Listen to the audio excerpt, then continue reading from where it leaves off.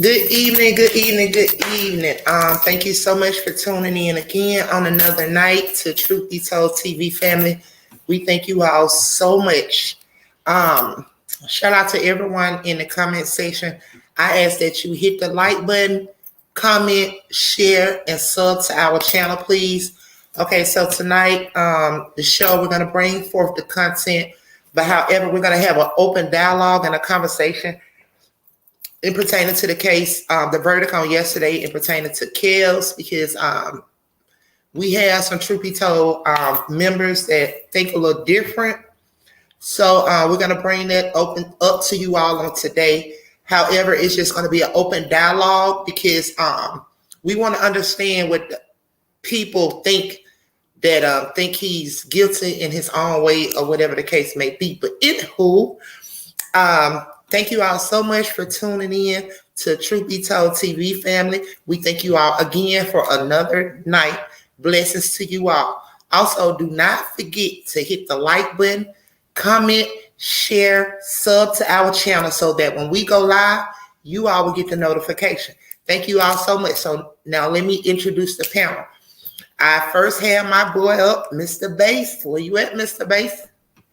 I'm here, nice and clean and ready to go. What's happening? How you doing? Hey, I'm blessed, love. How you doing today? Oh, fantastic. I can't complain. Every day that I wake up breathing and with my eyes open, I'm blessed. Mm-hmm. And I just want to take this time to thank everyone for joining us. And we really appreciate and we are honored that you are here. Now, our dialogue tonight is going to be an open dialogue, and we will keep things as smooth as possible. And if you're in and respectful, definitely. And if you're in that chat room, please be respectful. And if you got a whole lot to say, hit that link and come on up and talk about it. Okay, so the first, Mr. Bass. So the first comment I see soon as I look down is from Miss Lady Earth B. Hello, Miss Lady Earth B. Blessings and thank you again for tuning in. She said, I hope the ones that feel he's guilty bring their facts. Okay. Hey. Okay, so I love you, Mr. Bass. Thank you so much. Thank you so much for all you do. And you know you on standby, baby, because I already told you where I'm going with things. So you know, hey, if you all see Mr. Bass up here tonight, he will be taking Boss Lady's space, but I'll just be tuned out on mute listening. Okay. So next up, I got Mr. is not in the building right now. Hopefully he'll be in soon. So anywho, we got my girl Kish in the building. Oh, that wait a minute, where you crap up there? Hold up. Wait a minute.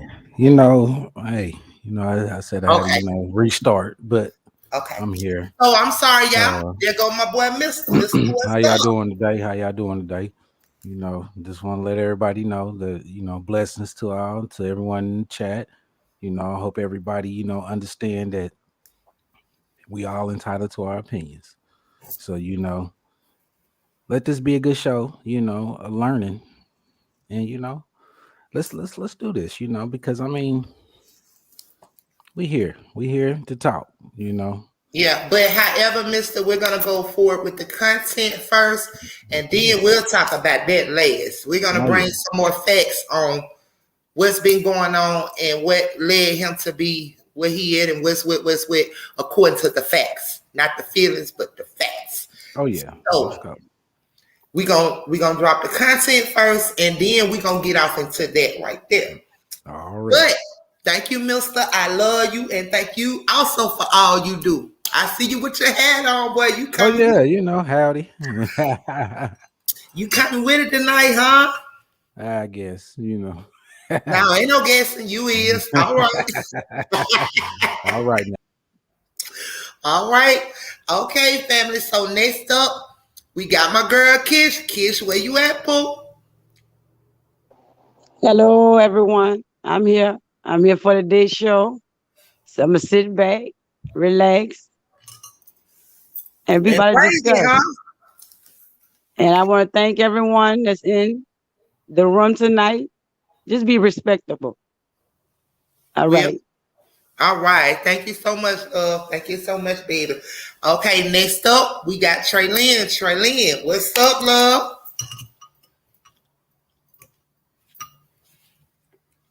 Glad to have y'all here tonight as we discuss the lots of information. All right, Traylyn. All right, baby. Okay, so next up, we got my girl Tips Love too. Tips Love, where you at, love?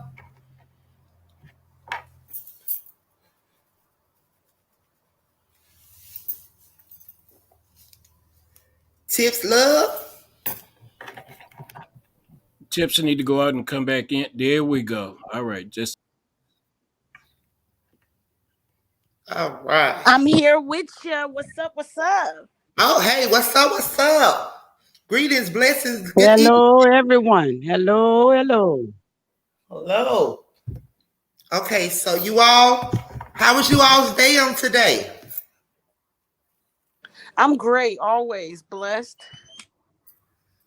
All right, all right, all right. It's Kish. been a good day. It's been a good day. All I right. must say. All right, Traylyn. A good day. Every day I open my eyes and have all of my senses is a great day. All right, all right, all right. So you all, we're gonna have open dialogue on tonight, in pertaining to the verdict on yesterday, and what's in pertaining to Kels.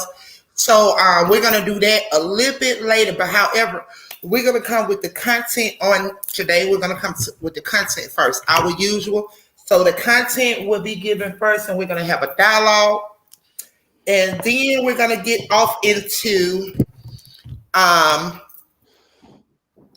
whatever, whoever, and however you all feel it pertaining to the Kels case, the Kels verdict, or whatever else. Y'all ready?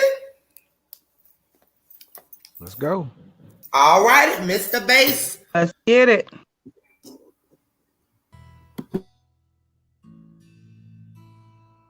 You are welcome to HN What's Your Say? The #1 listening show where we discuss real issues with real people like you. We are still featuring R.Kelly. Real name Robert Sylvester Kelly. Also known as the R&B King. The latest from Chicago Federal Court indicates that R.Kelly has been found guilty for 6 out of 13 counts that were thrown at him by prosecution back in 2019. From the 13, he was found guilty of only 3 counts of CP and 3 counts of child enticement, each of which could attract a sentence of approximately 10 years. But the way they arrived at the guilty for child enticement counts was quite controversial, as the judge had to use his unchecked powers to change the prosecution indictment. Initially, the indictment suggested R.Kelly enticed and coerced minors. According to the jury's assessment, however, they feel R.Kelly did not coerce anyone. They asked the jurors if they are free to change the into or, and read it as enticed or coerced. Only this way would their guilty verdict for the 3 additional counts of enticement hold. As usual, the judge was cooperative with the prosecutor's wish, and quickly edited the indictment to accommodate the new word, and make sure R.Kelly gets an additional guilty verdict on 3 counts of enticement. Otherwise, The prosecution was to lose miserably if R.Kelly had been acquitted of the 3 enticement counts as well. This would have left him answerable to only 3 counts of CP. The judge's actions, however, make the entire verdict fertile for appeal, and I am sure Jennifer Bonjean is already planning out a way of doing this.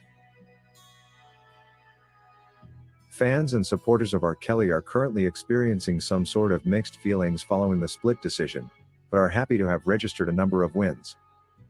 Considering the unleveled playing field, where the prosecution had the upper hand and favor from the judge in every aspect, this result shows that R.Kelly is actually completely innocent, except for the dynamics of court beyond Bonjean's control. The 7 wins against 6 losses also confirms that the prosecution is using an approach of conspiracy against R.Kelly. If prosecution had a clean and unbiased case against R.Kelly, we shouldn't be seeing as many not guilty verdicts as we are seeing now. According to Jennifer Bonjean, Robert is in good spirit despite a mixed verdict. We won 7 counts of this indictment, which is more than we lost. He is grateful for the support and the fight continues, she says. And indeed the fight continues. From this verdict, however, we learn that our country is still ranking high on corruption tendencies. The jurors were quite undecided when it came to the enticement counts, but for some reason we don't know, the judge forced the verdict on them. He was quick to tell the jury, we only need to find one and he is guilty of the enticing and coercing charge. Forgetting the legal standards that suggest, if the indictment says this and that, a guilty verdict means he is guilty for this and that. According to Judge Leinenweber's ruling, therefore, R.Kelly is guilty for both enticing and coercing, which is not true. How he will sleep tonight knowing he forced a guilty verdict in that aspect, I really don't know. By doing this, therefore, Leinenweber just wasted an entire 4 weeks of his hard work to finally give such an inaccurate verdict. Jennifer Bonjean gave a speech to the press right outside the courthouse after the verdict, and this is what she had to say. Yeah, come here, you guys come, yeah.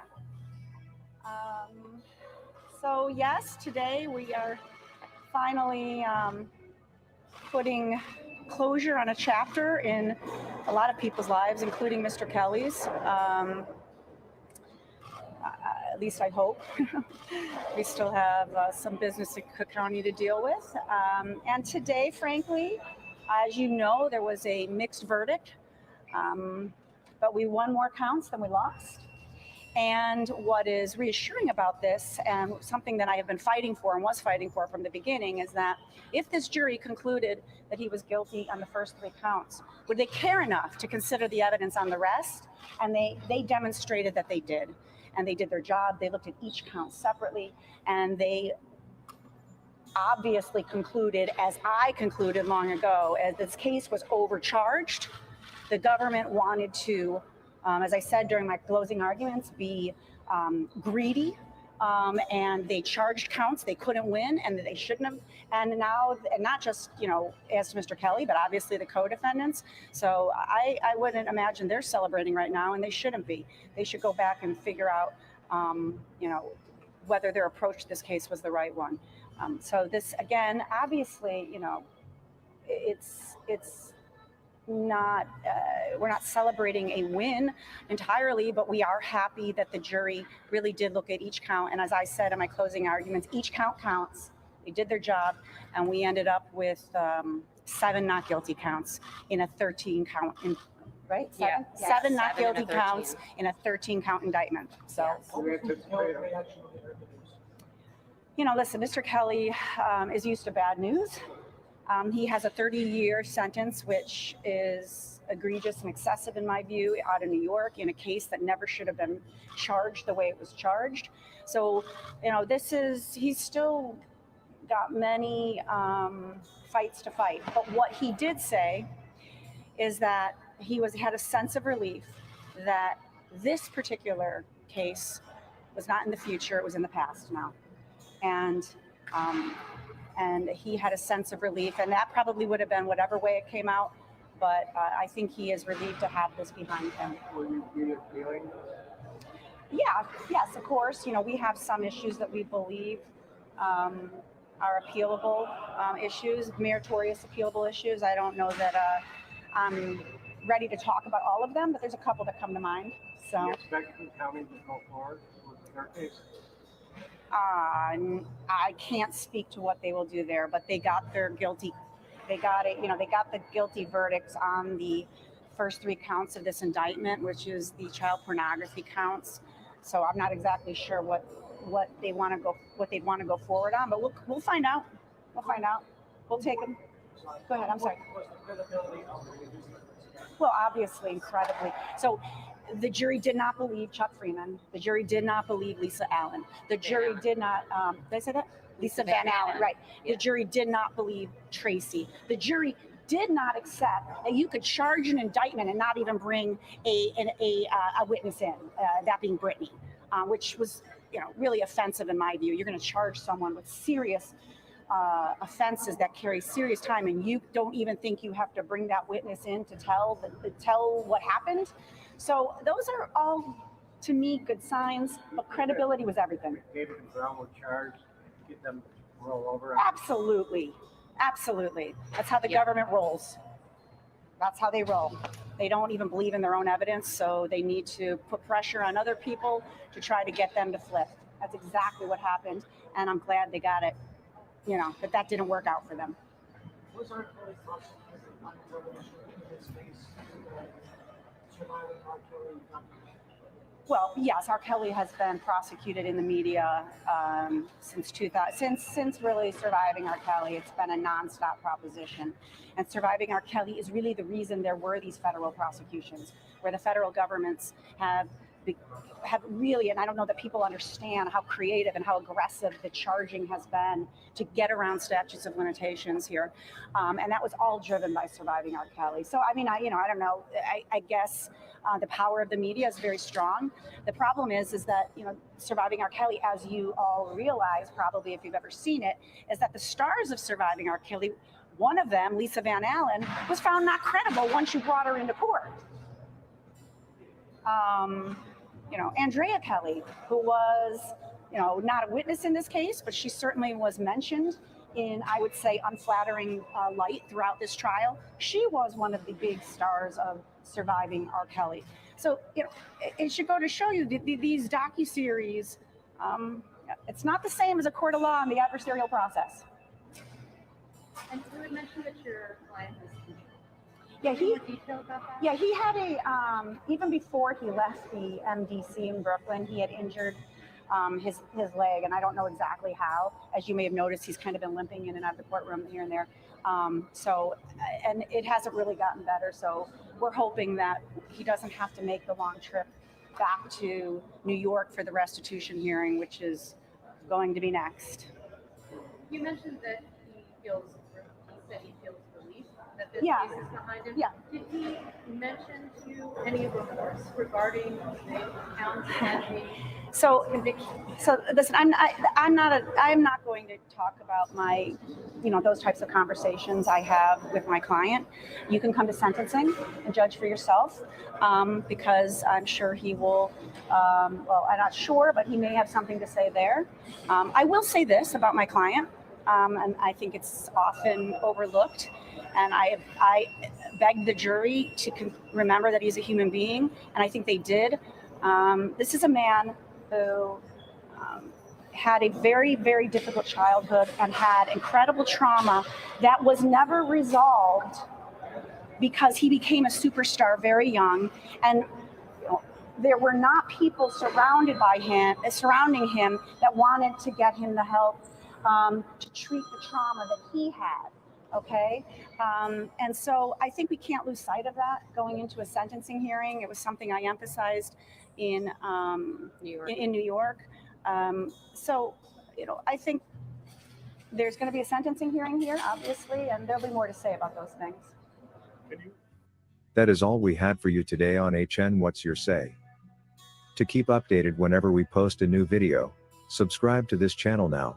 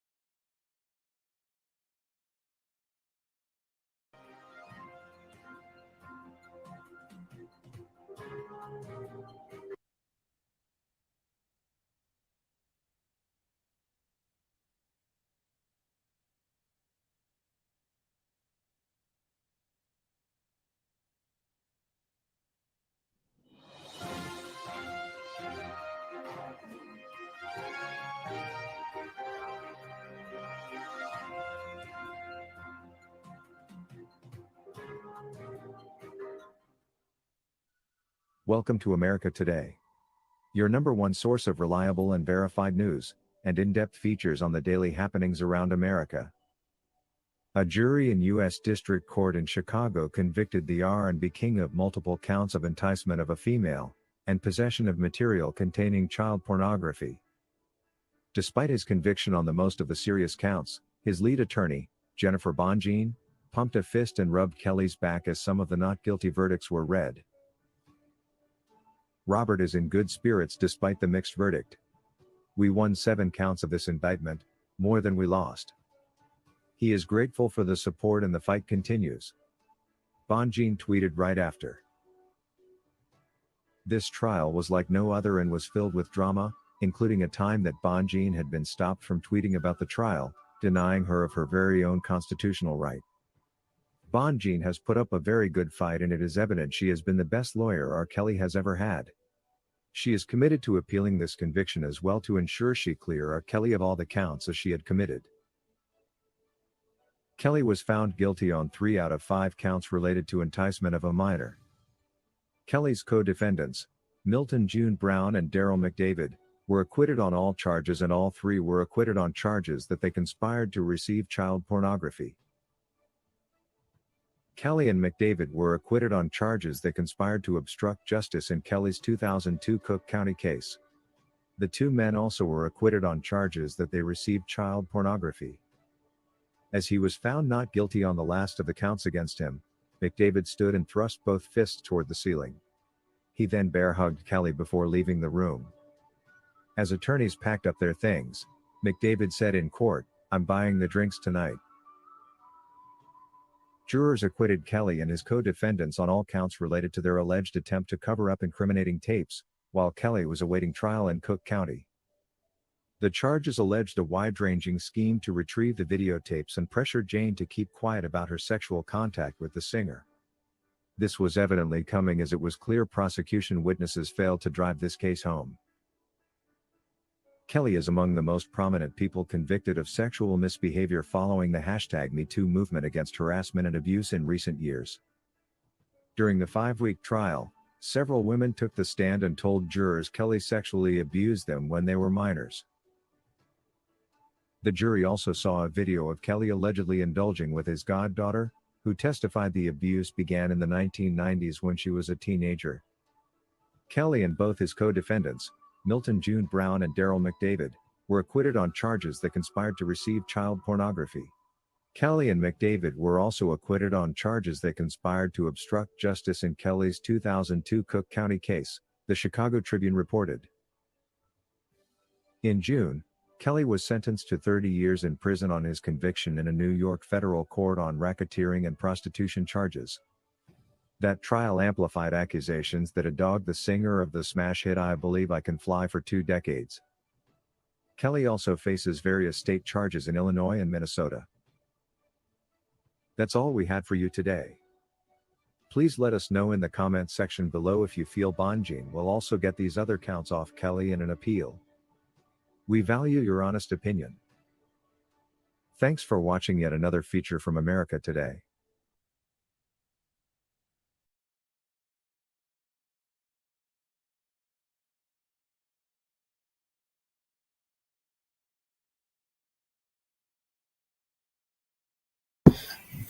All right, family. So, did y'all catch those facts?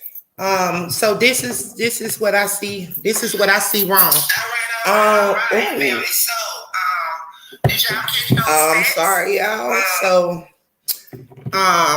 did y'all catch those facts? Also, yesterday on the show, I stated, and we all had the discussion and we talked about it. I stated that the judge actually pretty much used his authority. He forced the conviction. like I said, I like to state facts, and I go according to facts and what I see. According to the facts, the paperwork, and what's presented.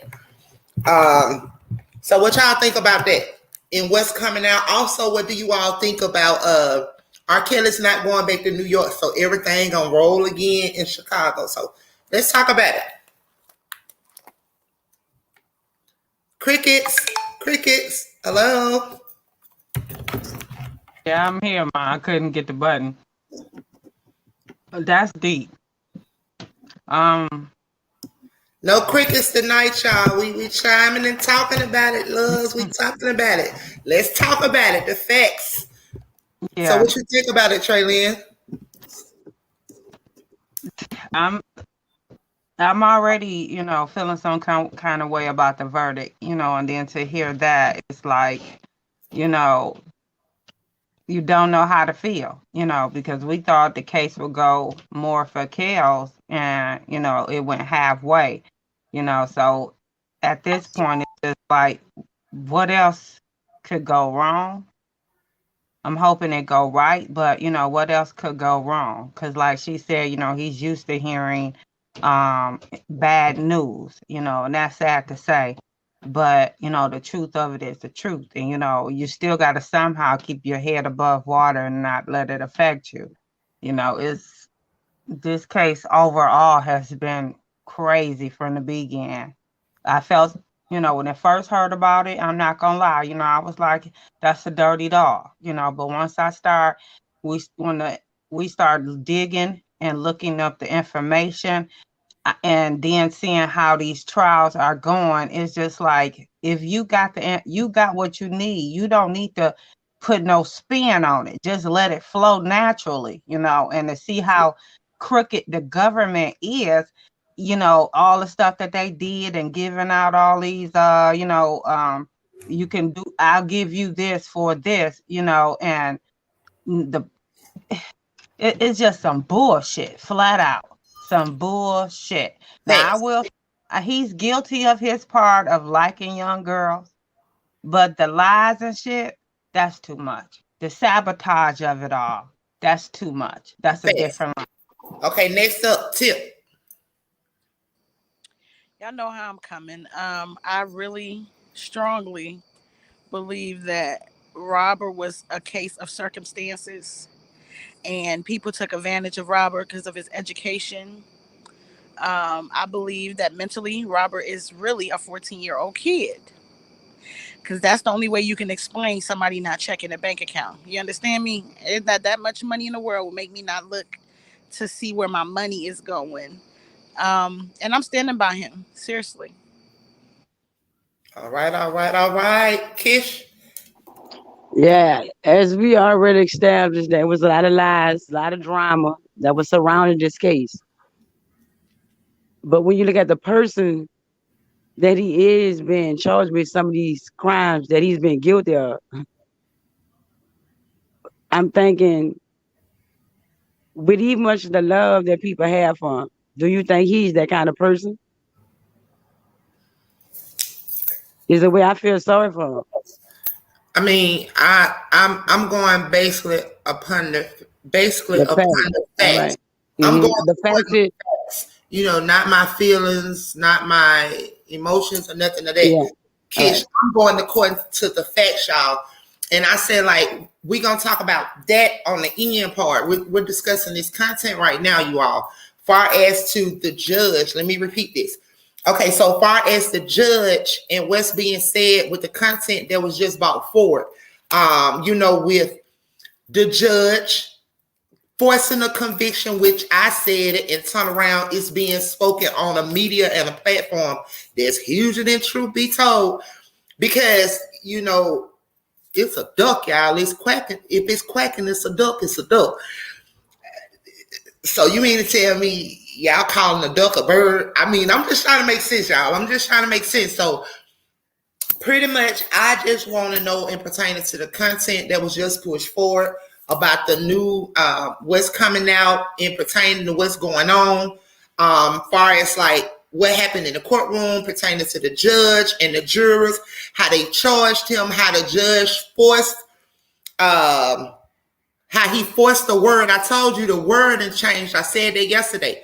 When he came with that word, that judge, he flipped some shit. I told you all, y'all got to stay, well, long as boss lady knowledge and I stay conscious, I see. You know, I can't force no one else to see what I see. I just know, long as I see, you know.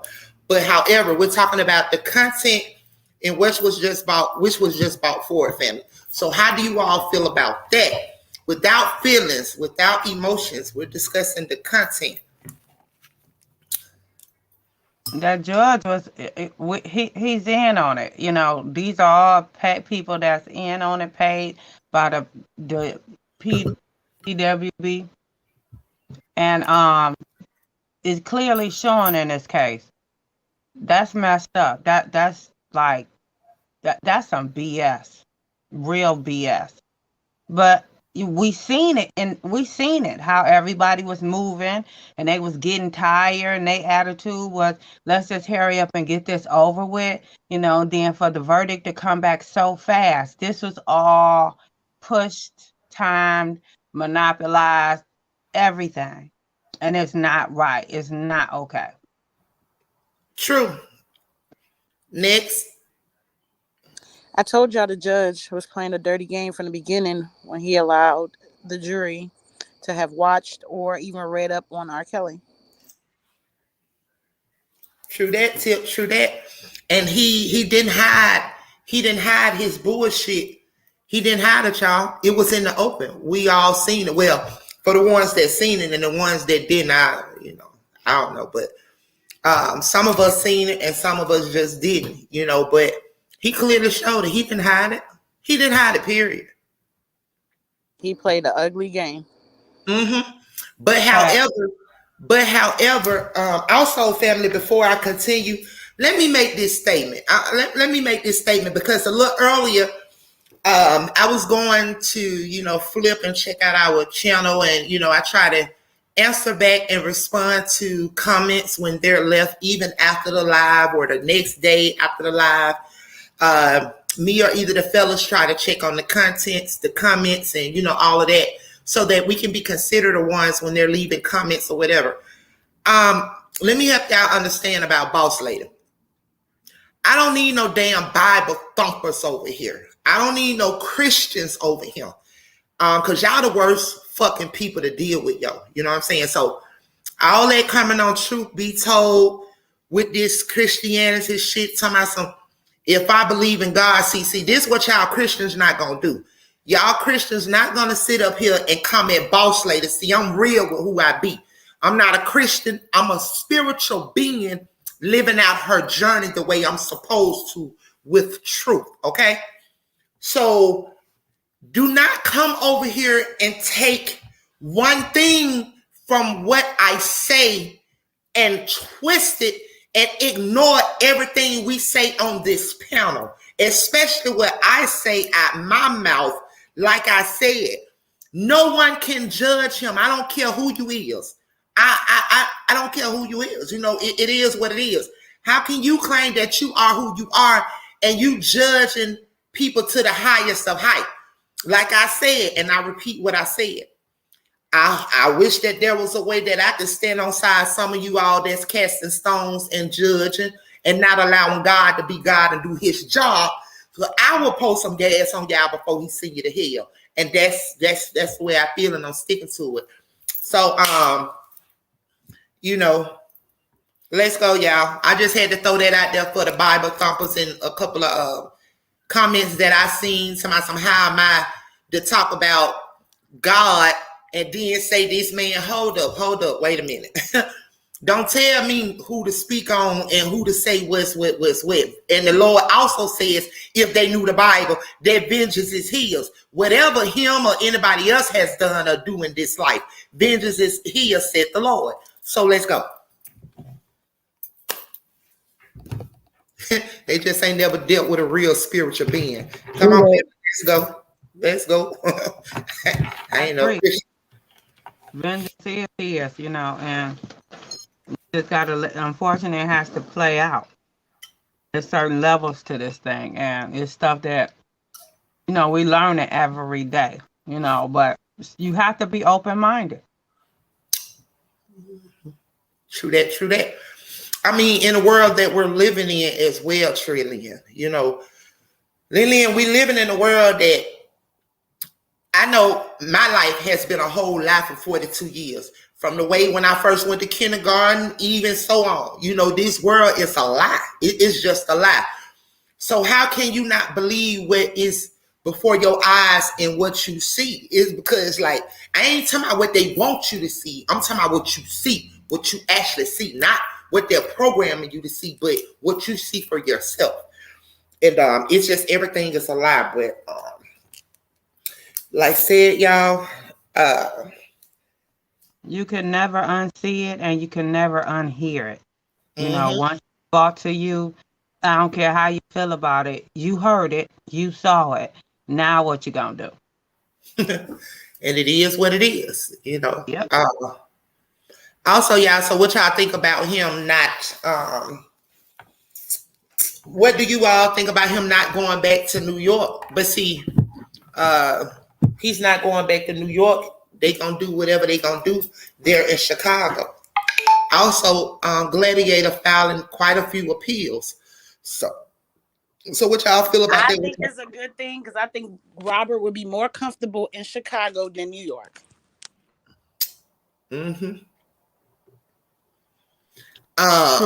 True that. True that. So, y'all just talk to me pertaining to the content. Because it's just now 10:08. We only 30 minutes in, and we barely talking about this content. Because like I said, that right there can be last. That's gonna be last. It's not, you know. Hey, Mr. Crickets, because we in cricket moment. Mr. Where you at, Mr.? We just right now we in a place where we kind of just everybody just got to sit back and watch and see how the rest of it move. You know, it's kind of a stunning moment. You stunned. Where do we go from here? You know, what's gonna happen from here? And you can't.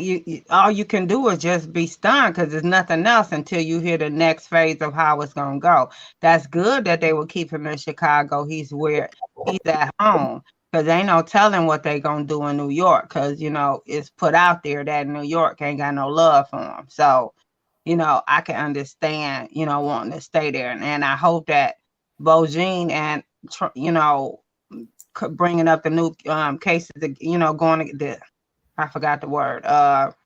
You know, the appeals and stuff. Hopefully he can get a better outcome off of those appeals. Mm-hmm. You know, but he's already been tried against the world, in the media, you know, in everyday people's lives. So it's kind of right now, it's just a pause right now, a pause with an eerie feeling. It's a pause for us, but it's not a pause for him because right now they're trying to take anything that belongs to Robert, houses, anything like that. The feds has petitioned to take it.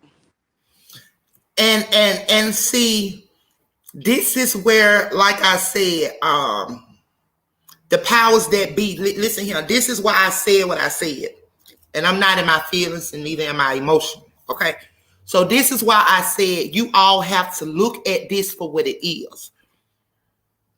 Listen, it is what it is, y'all. It's in plain, it's bird's eye view. You see it. So okay, so why is it that if a person has done something and they have done something, you have proved or you see that they have done something, why do you go to the extreme of getting people together to lie, to manipulate, to bribe them, to pass out immunities? Why do you go through all these extremes if you have proof that one has done something wrong?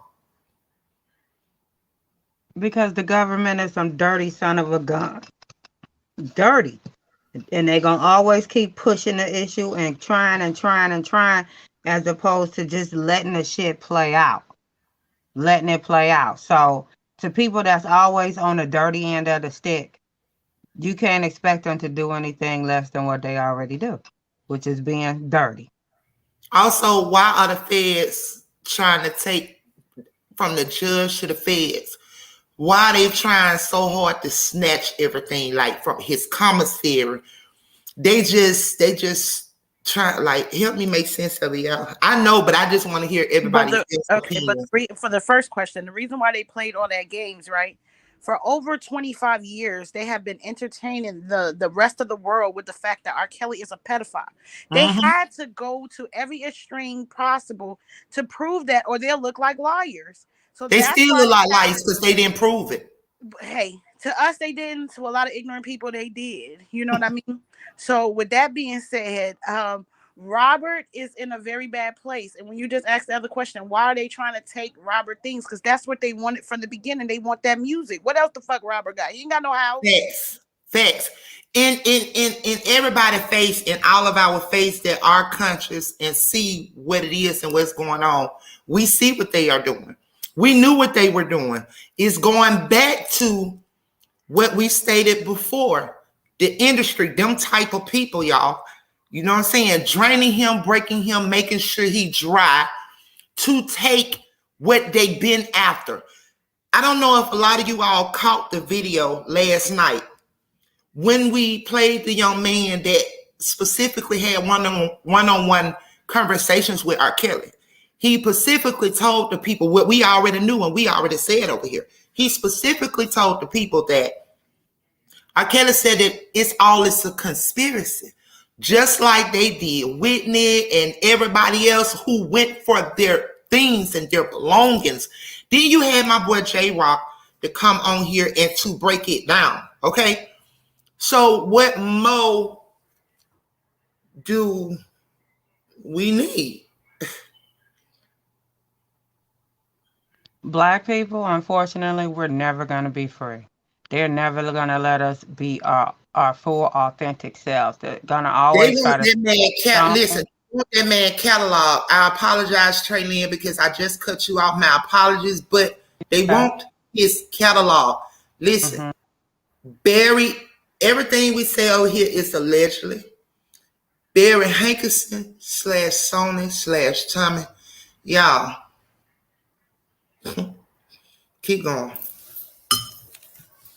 That's power, and that's the power they're gonna always throw that in his face. Because they don't want him. They don't want people to become smart. They want to keep everybody stupid, especially Black people. And when people become smart and start asking for their masters, boom! Now you done went too far. They feel like you ain't got it right, all the shit that I done gave you. But at the end of the day, I want to keep making money off my own music. Is just like you trying to make money. So what's wrong with me owning my masters? What I did might not know then, I know now. So don't hold that against me. Don't blackball me for that. But let's talk. Let's talk, and there's like, take it how it is. That's it. That's all. You're supposed to accept it, be happy, like a kid in a shit house. When it's so much more to it than that. And that's what opens the door for them to start blackballing you, because now you're talking about the masters. That's all they want, because if Robert had a home, they wouldn't need that little $30,000 they took the other day. Right? They would have just put a lien on the property and took the house too. He ain't got no houses. It's all about that music. That is all. Same way they turned Whitney into a crackhead. They know exactly, and turned Michael into a pedophile. Exactly. And the list goes on and on and on. And on. And Michael, listen, when Michael got up there and exposed, y'all remember when Michael got up there and exposed, they did that video. He was draped in all black mask, black shirt, black pants. And he was in there and he pretty much spoke. I think he had the nigga Jesse Jackson on the side of him, another snake, okay? And he was talking about the fight that he was having with Sony, not wanting to release or give him his stuff. And he owned his, like he was going all out. Do you all not know that shortly after he did that, allegedly the doctor killed him? But however, it was not the doctor that was charged that did it. It was another doctor, y'all. But that was the doctor they threw to the people because, the people so gullible and emotional, they accept anything.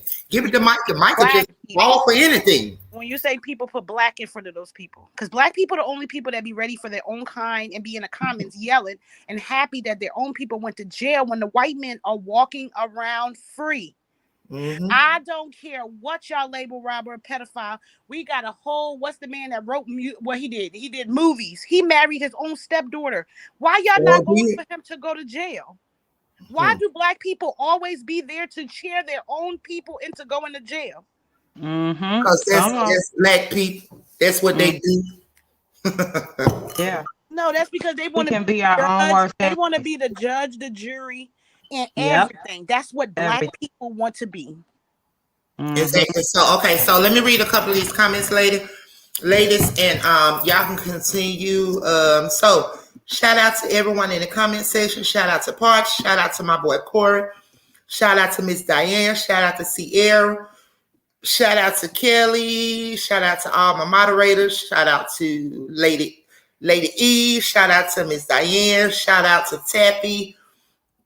Shout out to everyone, King Cox, everyone in the comment section. We thank you all so much for tuning in to Truth Be Told TV. Over here, we ask that you hit the like button, you comment, share, and sub to our channel, please. So let me get to it. Okay, so Mr. Bass said, personally, I'm shocked at the verdict. The feds did not prove their case, period. And they didn't, Mr. Bass. It's not what they said. The more the merrier. Perfectly said. Coming from Kelly, the feds want to see him fail. They got to prove it first, though. Absolutely, because he's a person. He's a musical genius. Okay, his catalog is off the fleek. It's on fleek. Okay, y'all. Parch said they want to break him. Bongene needs to check into if Barry has insurance on him. Bingo. Okay, they want that catalog. Sierra says they want the catalog. Absolutely. Okay, absolutely. He's not giving it up. Lady Earth B said they said he been doing this for 30 years, but they had to reach back 30 years to change him. There should be a 30-year pattern. My point exactly. Because they can't wet him. Okay, so Ms. Dye said because they can't wet him to have shit all his publishers. Okay, so Kelly says that man music catalog is deep as the fuck. It's deep as fuck. Like let him be and let him keep his shit. Okay, so let me tell it to you like this. Miss Kelly, absolutely that's what the average person would see. But however, the wicked, evil powers that be don't see it like that. They feel like they make you, they're going to break you. Okay? They feel like what they say go. They feel like they do not want us to them, the ones that call themselves the Jews and they are not. To them, we are niggas. Like, we're not shit. They give it to you, they'll let you get so far, but they will come and snatch you. They will snatch it from you. They think they own everything and they don't. It's just that, you know. Parts say a bunch of house brothers. True. So Ms. Diane said they already took his houses and cars when all this shit started. Okay, so what more is there left? Okay, so Mr. Bass said Jerry Lee Lewis married his 13-year-old cousin and did even get questioned, period. Elvis married Priscilla exactly when she was minor. And what, Mr. Bass, by 13, 14 years old? And guess what? White people ain't want them to go to jail. And not only that, you got niggas that love to go down there to Memphis on Bibb Street on Elvis Presley Boulevard and have a good time. Okay. Then Mr. Bass said Hugh Hefner was a straight up pimp. Exactly. My point exactly. 30 years. They don't want black people to have the same rights as white people.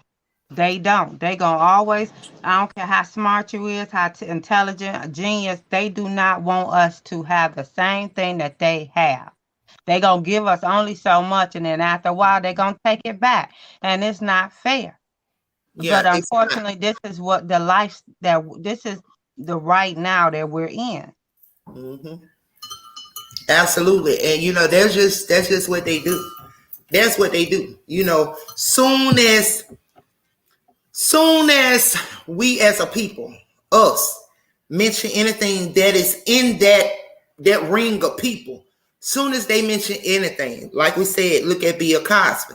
When he mentioned, or when they got with he hollering he want to buy NBC, NBS, or whatever the hell the shit was, guess what? That's when his shit came. As you all stated, the young man last night, when he specifically spoke on the video, the words he spoke with R.Kelly, Kelly said soon he went for his shit, they came after him. Okay? It's just that simple. So Sierra says Hughes Hefner had a bunch of females living with him before they even turned. Okay, Sierra. They don't want to talk about that, though. They want to talk about R.Kelly. Why? Because he's a brother. They want to talk about what he would have, could have, should have had and didn't have, and what he did and what he did, when he did, and how they did it. When they had a nigga pimping on the whole TV screen. Okay? They had a nigga on the TV screen pimping. House full of whores. Okay? So, all right, family. So, what else y'all want to talk about pertaining to the content? If not, we can get straight to it. I guess that's when Mr. gonna come in. Get to it.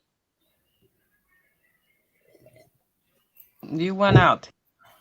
Okay, y'all. So y'all don't have any more discussions about the content pertaining to, the content of the facts on what was brought forward? If not, we can get ready to get right into it. So, okay. Truth be told, family. So here we are.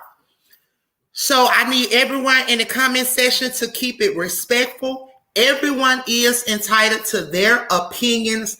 However, not feelings. I repeat, not feelings, but actually facts, because that's where Boss Lady is. Mr. Bass, where you at, love? So from the panel to the comment section, everybody will keep it respectful. If you all do not keep it respectful, then you all will be timed out. If the respect level is indeed of so disrespectful, you will be put out. It doesn't matter. Put one out, 2, 3 more come.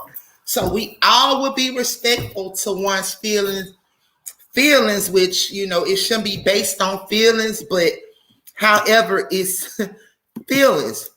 I want to keep the facts and bring the straight facts. Also, to everybody in the comment section, Mr. Bass, may you drop the StreamYard? Okay, so he's already dropped the StreamYard link. Thank you so much, Mr. Bass, for dropping the StreamYard link. For anybody, we are about to have an open dialogue on Tbttv, because we know that a lot of people have mixed emotions about facts and what actually took place with R.Kelly. So everyone is entitled to their opinions, but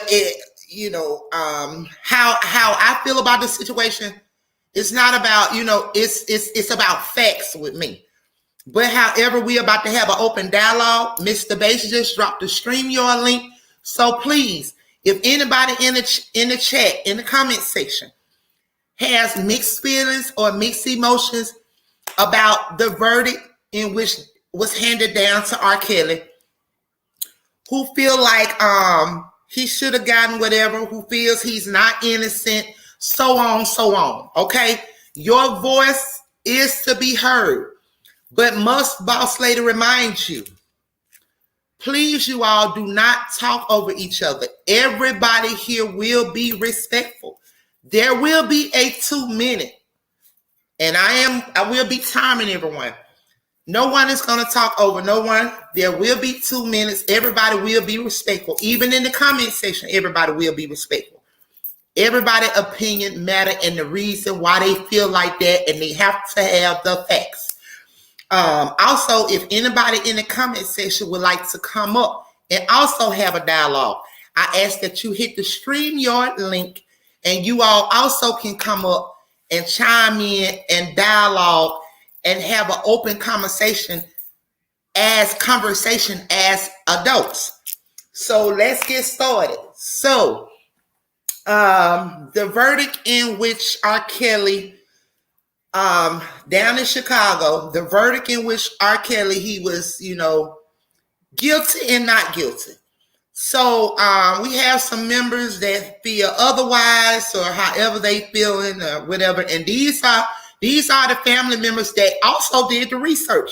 So I don't know what part or what went wrong, you all. So I'm just gonna allow them to have the flow. I call Mr. Bass up here, and he's gonna, that's my right hand. That's my right hand.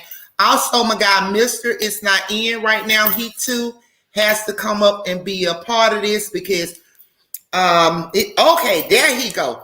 So you all have the floor. Boss lady's about to sit back, and I'm about to listen. I'm gonna listen. I'm listening. I'm here about listening. to listen to you all, and I'm about to watch. I am about to time you all. You all get 2 minutes, respectful to each other, and put your feelings out, not your feelings, but the facts. I heard what you all said earlier on today. I will repeat it back to y'all. So please keep it honest with yourself. Let's go. I just want to say, when I first started on this R.Kelly case, I wasn't familiar because I never followed what's been going on with him over the years. And as we did the research and kept going through everything, all I could see was I'm going off of the facts because this is called Truth Be Told TV.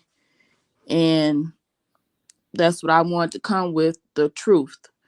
And according to them 13 charges and what I researched and came up with, I didn't see where they proved any of it to be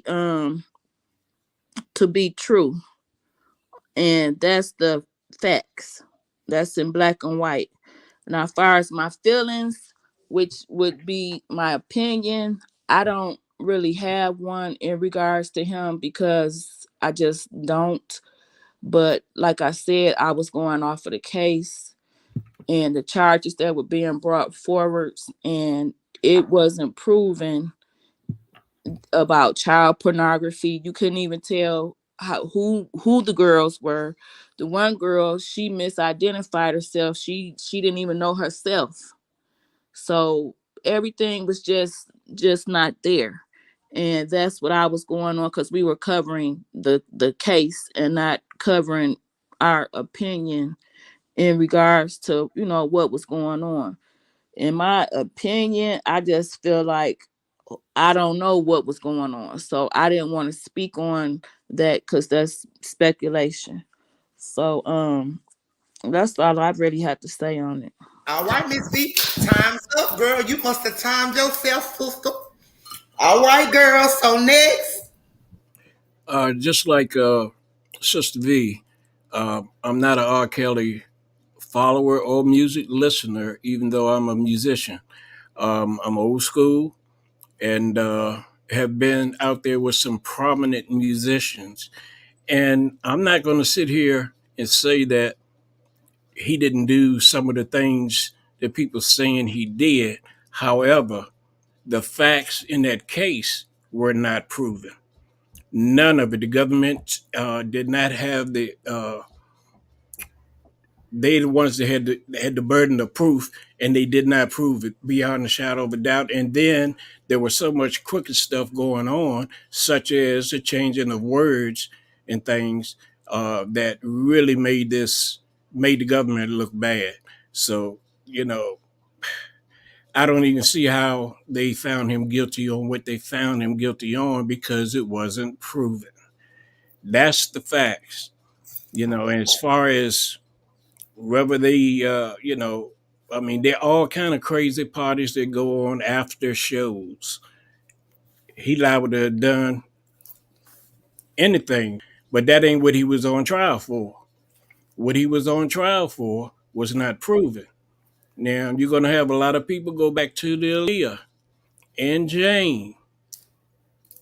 From our research, it looked like Aaliyah and Jane were given up by their parents, uncles, and that's what's really crazy to me, because I would never drop my niece off or my daughter or anybody else's child at a grown person's house and leave them.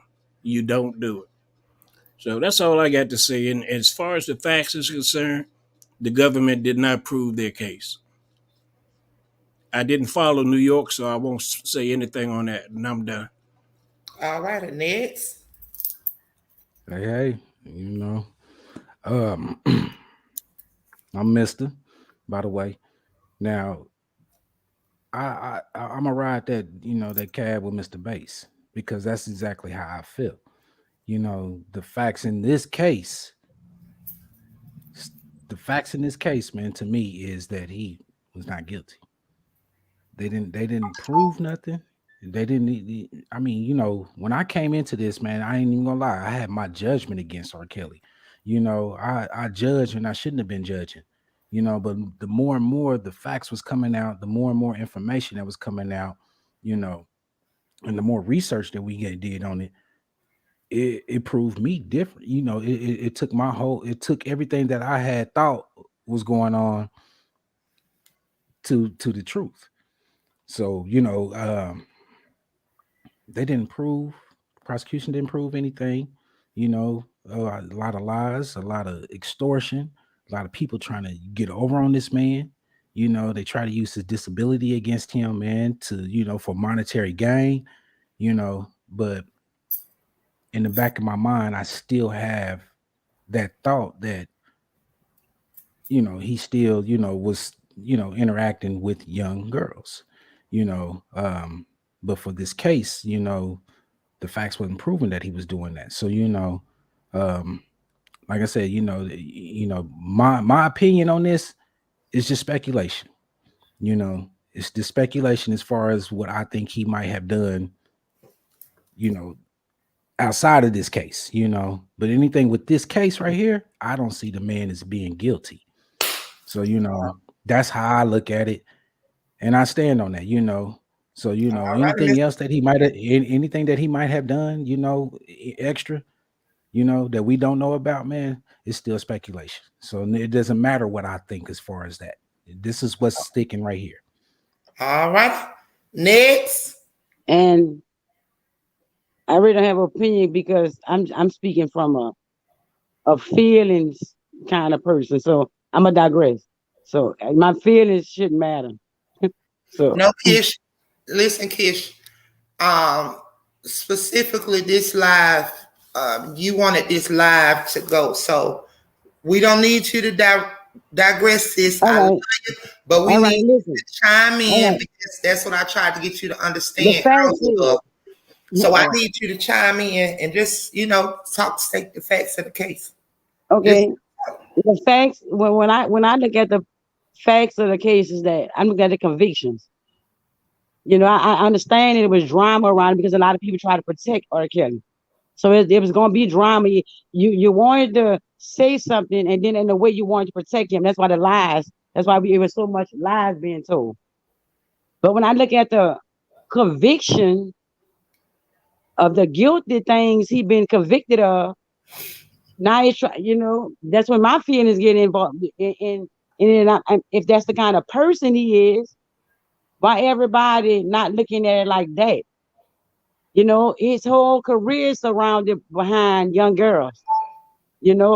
So even he made good music. He's an artist, and all that. But at the same time, nobody not worrying about the kind of person he is. So he's not that kind of person. Which Bo Jean, I'm gonna say about Bo Jean, she accepted 6 charges that he was found guilty on, and was happy that it was 7 that he didn't got. So in a way, the kind of person that he is. That's my 2 minutes.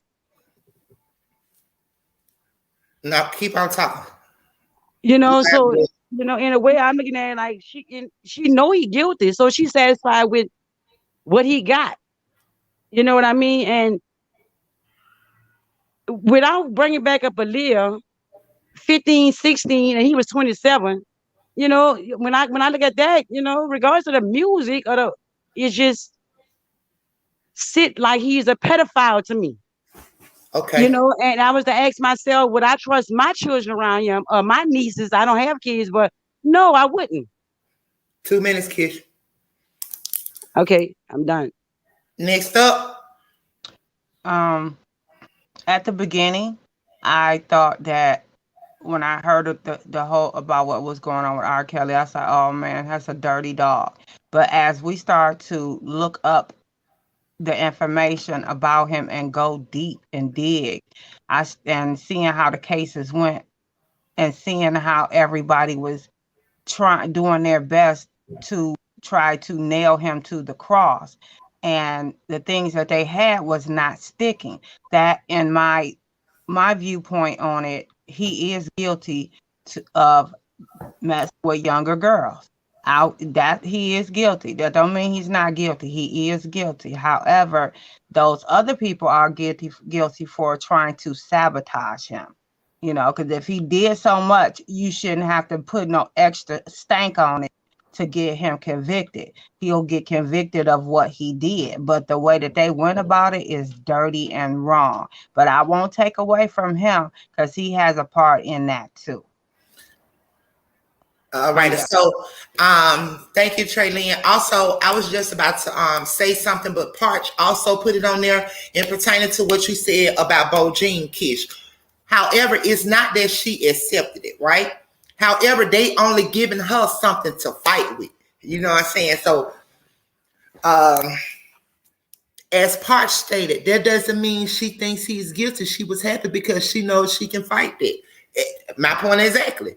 So also, Lady E says, Aaliyah is not a part of this case, so he couldn't be guilty based on her. I'm not just speaking from this case. I'm speaking from what I know. That's it. Not just from this case. Okay, so also, let me tell you all something that I stated in the clubhouse. I'm going to tell you all something that I had discussed and what I was talking about, right? Okay, just being honest, right? How we know. Okay, me. I'm not going to say we. I'm going to say me. How I know that he fucked with Aaliyah. That's what they said. That's hearsay. I didn't see that. I didn't see it verbally. I didn't see it on paperwork. How you know anything then? That's what I'm telling you. I'm going according to the facts, not with my feelings, but according to the facts. And the facts in which it's stated that what he's on trial for as of now, as well as what they tried to stick to him, I'm going according to the facts and the black and white. I can't go by hearsay because Boss Lady was not there. I wasn't facts there. Is not the facts. Ain't no convictions. The convictions that he already received that's not a fact. No, because guess what? Okay, let me break it down to you. Let me break it down to you. Thank you so much, Mr. Bass or Mr. If anybody else would like to chime in, and the StreamYard link has been dropped. Okay, so the time that he received, and my feelings, neither is my emotions wrapped in this, period. Okay, so let me break it down to you. In what he received, I did research as well as each and every last one of you all. You all did the research. I'm going according to the paperwork, what took place in court, what the government said, what the jurors said. Well, not the government said, what all the attorneys said, what all the witnesses said. Those are the facts, and I'm sticking to it, So, with that being said, those are the facts. So when you got a lot of people that are up there lying and you're telling them what to say, when to say, how to say it, you're bribing them, they haven't received the perjury. Like, I'm going to tell you all something. While this case been going on, there was supposed to be some motherfuckers locked up because they all committed perjury.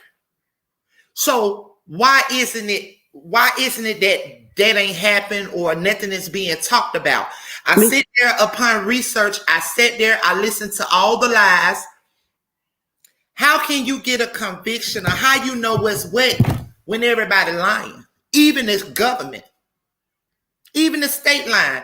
How can you get anything out of a bunch of lies? Powers that be. No, you don't believe the powers that be. I'm trying to tell you about that earlier. But when you ask that question to me, that's the only way I can answer it. Yeah, but I was trying to tell you that the powers that be. However, But go ahead, Keith. going back to say that he been fighting this a lifetime. You know what I mean? Mhm. And when you look at it, you cannot take that he's not that person or not some of what is being said. But listen, okay, so that means that if I come to your hometown and where you live at, say for instance, somebody knows you well, and they say, well, hey, boss lady, yada, yada, yada, yada, kitchen, yada, yada, yada, yada, yada. So I'm supposed to take that because they said that's what it is. But I ain't seen this now, but I'm supposed to go according to what they said because they know you or they have spent time with you. So I'm supposed to go on that then to see it myself, to cast judgment on you, whether I want to deal with you or be a part of you or be around. I'm just saying. So is that the way it's supposed to go? It's not judgment, it's just my own opinion. No. I just asked you a question, Kisha.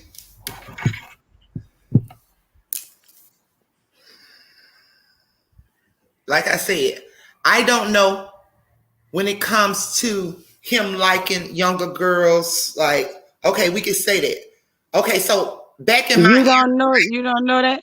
back in my era, I'm just telling you what I used to do. And I understand because you stated it earlier. You never did that. I think you did say that you were some age and you had somebody else some you said earlier. Listen, we all are guilty. I would not deal with nothing that went to school with me, period. I'm 16 and 17. I'm dealing with them 30 and 35 and all of that because I went for the ones that had the money due to my situation or what I wanted to do. You couldn't pin me to deal with nothing my age because they had nothing for me. That in the 90s, that's all they did. Everybody is guilty of that. Just because one has never done that, okay, whoop-de-doo. You just never done it. Something's, it's new. Something's new for everybody. I know that the girls in my school, my high school, and I'm 39 years old, was outside waiting for a grown man. Because guess what? A little teenager in school can't take you on a date. They can't take you to the movies. They can't drive you nowhere but that little yellow bus or with their mamas. So I say that to say that I know plenty of women who talk to older men. I do too. I do too. Y'all say Robert likes young women. I disagree. I've said this all the time. Robert likes all women. I say Robert like little girls. That's what Me too. Young girl. Listen, I'm looking at this comment right here. It says, we don't know, but why would you run with rumors as fact? If you didn't see things with your own two eyes, I've been lied on before because I was fast at a young age, stuff I did do and stuff I didn't do. My answer to that, my opinion to that is, well, how do you know that it's not true? Why speak on it if it's not true? But why speak on it? Why agree to say that, man, that he didn't do it? All right. Because we don't know. We wasn't there. Exactly. Oh, okay. But that's your MO. You've been fighting this for a long time. The only thing I'm saying is, man, the case that's different than what we are talking about as far as the individual, man, and how he acted outside of this case. The case, okay, man, we understand what the case is, man, but I'm talking about Robert as individual, man. A person. Robert liked them young girls. And you think about it, man, a lot of these guys, man, was going on tour, man, they was messing with these young women, young girls. Why do we just specifically talk about when they going on tour? Every day, listen, back in the 90s, listen, family, back in the 90s, family, listen, this shit was to do, what to do. We all did it. I did it. I had but it doesn't make it right. You, everybody did it. I understand that. Let's just keep it real with ourselves. We got to keep it real now. But what I'm saying is, though. So what makes it better for him and not every day because he had money? A lot of it has to do with money. Oh, they got money and they doing their things out there, man. That was part of the lifestyle that, man, a lot of these people had lived. That's why Not he got just away for so Robert, long, man. because he had money. It's not just Robert. What I'm saying is though, man, how do you can say that it's rumors, but at the same time, I could flip that and say, man, how do you know that it's not fact? Mm-hmm. You I mean, don't know, I and went I there. don't know. But man, my thought process, man, lets me believe that, man, if he's in He's court, a man, for stuff pedophile. like this, man, then man, this is something that's not new to him. This is something that's been, man, that he's been doing for a long time and just hadn't got caught with it. So Yo, you Come all yo, on, know. mister. So can you I say all something? know. Shout out. Wait a minute. Wait 1 minute, Sir Miguel. So shout out to Dean Bella. Shout out to Dean Balla on the panel as well as Sir Miguel. So 1 minute, Sir Miguel. Dean Balla, we're gonna allow Dean Balla to speak because Dean Balla came up in the chat first. Dean, you may proceed. This is Sir Miguel. Go ahead, Dean. All right, not for nothing. Beam. Sir Miguel, no, I always see him on me and be on JB Black CO together and all that all the time. Mm-hmm. But yeah, I'm not gonna lie. Like I'm gonna be honest, I'm pro Kels. Like it is what it is. So I might be certain bias towards certain things. But this is my thing. It's like yo, people want to sit there and act like this man always been. And mind you, I'm 26 years old, so Mm-hmm. you get what I'm saying. But boom, people want to sit there and act like this man always been 55 years old. And I'm gonna be honest with you, as much as I'm a Cavs fan, I do think he likes younger women or younger girls. I do think he likes them young, but I feel like that was a pass in his, like he passed at his stage to where it's like I don't think he would dip and dabble with that no more. I think now as a grown ass man, as you clearly seen, the women like he was dealing with obviously were of age, you get what I'm saying? But people wanna act like, yo, it's nothing in the hood, in the urban communities for somebody to be 30 fucking with a 16-year-old and niggas gonna walk right past and look past it all the time. So we not gonna do that. I don't like when people do that because we know what the hell's going on, and it's like it's just being a hood because I'm from Brooklyn. So like you guys, I'm from Brooklyn, New York. So I just want to let people know this. I dare some of y'all who be on the internet talking as if y'all would have stuck up for these young girls in the streets when they was 16 and y'all seen with a 30-year-old. Because not for nothing, some people in the streets is gangsters. You're not just gonna walk up to them and say no bullshit like that. So people want to sit there and make it a thing and pick on Kels. Or why the Kels a sweet guy, this and that. He's just an R&B like he's an R&B type of dude. But I know some gangsters out there that like young girls, and people are saying nothing to them. Why? Cause one wear a certain title, so we feel like, oh, I could talk crazy to him, and we give him a pass.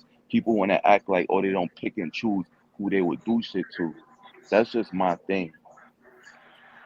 Hey, I like that fact.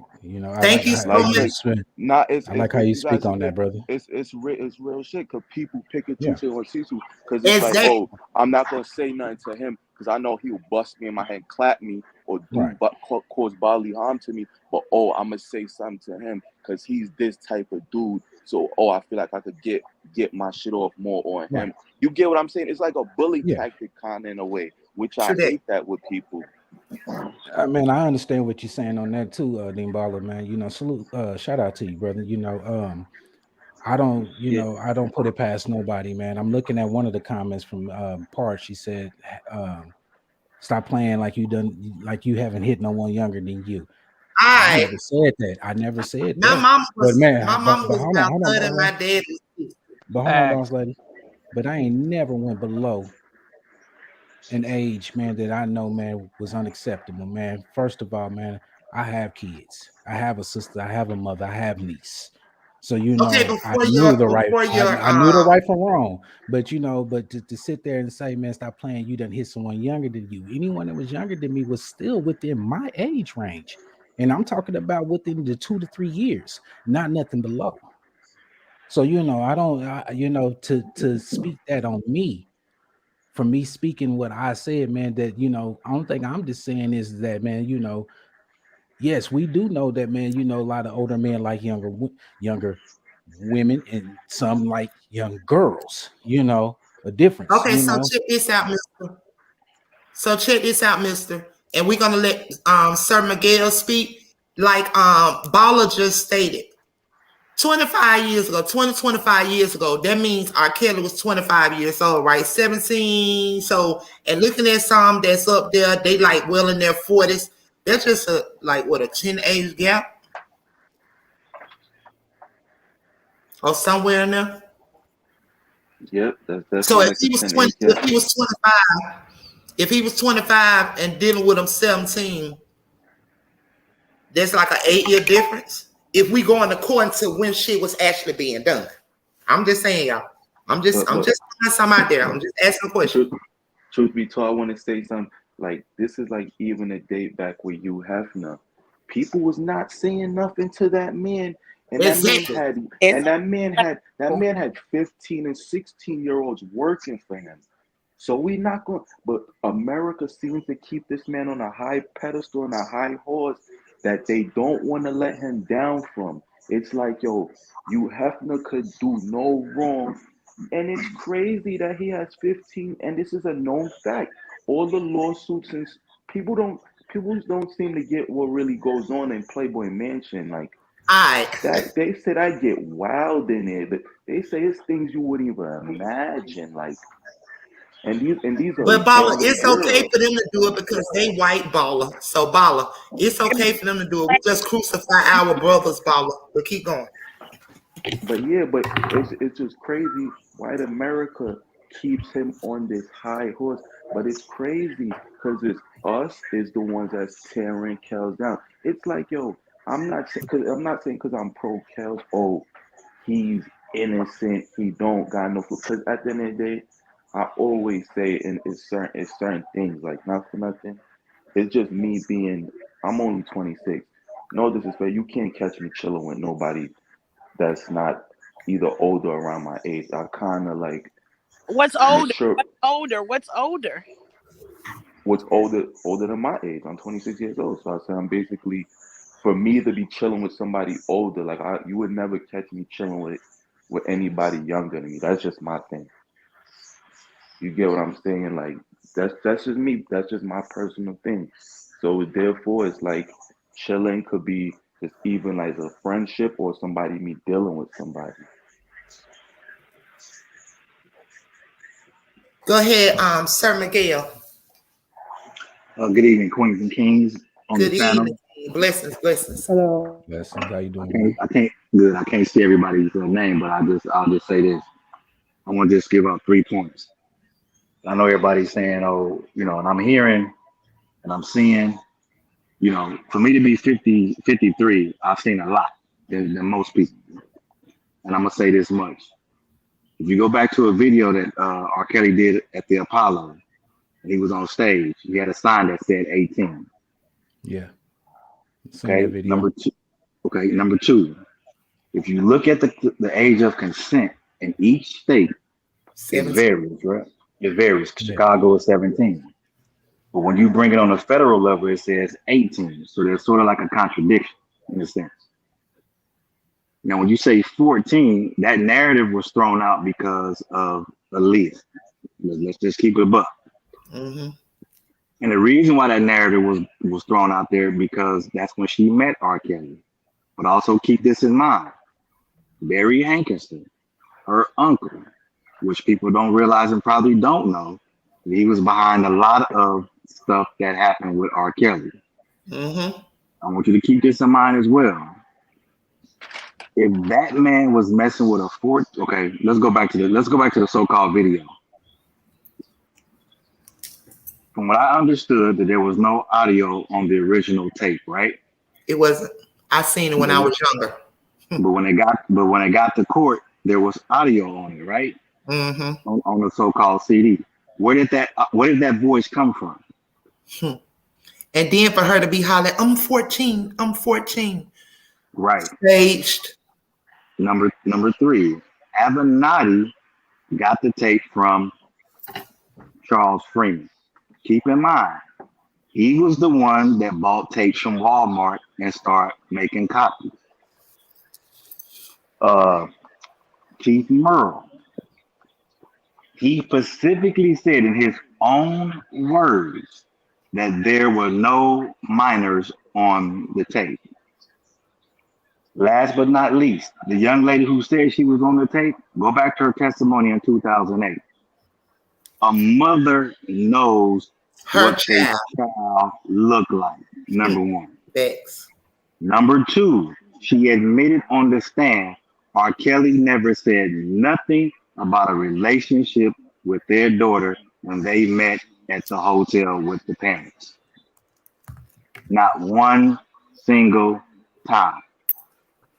Last but not least, if he went through what he went through the first time, he wasn't going to make the same mistake the second time around. I'm going to tell you why. If you're so-called underage, why would you lie about your age and have fake IDs on top of that? If you are abused by somebody, you don't need immunity to tell the truth. The truth is the truth. I don't care if you're 15, 16, 18, 25, 30, 45, 50. And I'm not saying that he's innocent of this, innocent of that. But when you throw out a narrative in the media, they know how to manipulate the minds of people. And all everybody said was, oh, he did this with Aaliyah. Oh, he got her pregnant. Oh, he did this. There was no evidence of doctors saying she was pregnant. Her mother came out and verified and said X, Y, and Z, that this person saying this is not true because that person was not around us, this, that, and the third. If you can't take the words of a mother speaking on behalf of her child and saying this ain't true, then what are you really saying? If you don't believe the mama, and even Aaliyah spoke in her own words and said X, Y, and Z. Nobody answer? Oh. And last but not least, and I'm going to say this. You can't turn off pedophilia. And guess what? When you use the term pedophilia, you know what you're using it for. Mm-hmm. Because that's something you don't turn off and turn on. The reason why I know that, as a former social worker, as somebody who worked with the police department, trust me, it ain't what you think it is. All right. I agree with you. Plural noun. I have the plural noun version of the what pedophile is. Y'all want to hear it? Read it, yeah, so they can stop using it. A person who is sexually attracted to children. That is a pedophile. Not young women, but children. Which It means gotta be pre-puberty. Pre-pubescent, which means they have not developed breast or whatever. Yes. And on top of that, one of the top doctors in the country, when he did his I forget the whatchamacallit report, he said R.Kelly is not a pedophile. Yep, they did that in New York. Mm-hmm. Okay, so I get tired of people using the word when they don't even know it because it's been thrown around in the media so much that people don't even understand it. And keep in mind, language is everything. So when you can manipulate it on any level, whether it's in a law, whether it's in a classroom, whatever the case may be, if you don't understand the etymology of a word where it comes from, it can be flipped on you. Yep. So y'all need to be careful you saying stuff, this, that, and the third, because I'm going to tell you, when all this stuff came out, a lot of stuff didn't make sense to me. And I just sat back and watched and started doing my own research and looking up stuff. I'm going, oh, this don't even make sense. And that man, and the man, Darryl McDavid, everything he said, he was going off of what the private investigator said, what the attorneys was telling him to do. They had detailed notes on everything. But all they wanted was R.Kelly. And keep this in mind too. It is double jeopardy if you really think about it. Amen. Because if he had got the conspiracy and obstruction charge, he would have been in a hell of a lot of trouble. But the fact that the jury said, nope, can't do that. That's what the state was trying to get him on as well. But guess what? His appeal with this one is damn near gonna be a victory on that one too. All right. And I keep trying to make them understand the sex tape or whatever, child pornography, is because legally the age for the feds is 18. Exactly. But also, y'all, however, right, you know that's what the feds did. They added the other little charges to make it a federal case. But Exactly. however, the charges that the feds added to make it a Fed case is what they lost on. So make it make sense, y'all. Exactly. So of And that's course, what the lawyer would have been happy about 6 wins versus 7, right? right. But you Because those obstruction charges would have gave him 20 years apiece on each charge. And like I stated, the ones that he looking at is only 10. Correct, Sir Miguel? Correct. Somebody told me 90, so why are they hollering 90 or putting 90 years in there? Please Nah, break it down for the people. it's supposed to be 10 to 90. They saying that's what they 10 to 90. But And yeah, keep One in 10 to of them mind is when 90. they 0 to 10. Go But ahead. you know what's so crazy? It's like, yo, all right. I remember when R. Kelly beat the 2003 trial. I came home ecstatic when I looked on my computer. Cause this was what 2008. This was like we didn't have social media like how we had it. So I came home, I looked on my computer, and I seen it all over the news. He won. But right after that, in the media, like not even like months later, they kept saying, "Oh, he only won because he paid off he paid off the family." That was the mm-hmm. narrative. So think about it. They was only able to bring this up was allegedly why? Because suppose he paid them off to get the win. But when you look at it now, that's the charges he beat on this trial. So that was just Mm-hmm. all a gimmick for them to bring up that loss because Yes. they was mad they had that loss. Just Yes. really sit down and look at it. They were not supposed to charge him again. That's why they threw them them obstruction and conspiracy Facts. charges in there just so they could get to retry him. And then look at it, think about it. Even during the trial, they saying, "Oh, we can't find none of the original tapes." So if you notice anything with certain evidence, they will keep for a certain amount of years and then they will throw them out.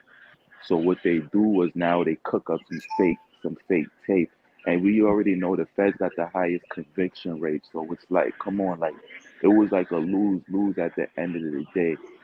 Because on a fair scale, they knew that man won his trial on a fair tip. Yep.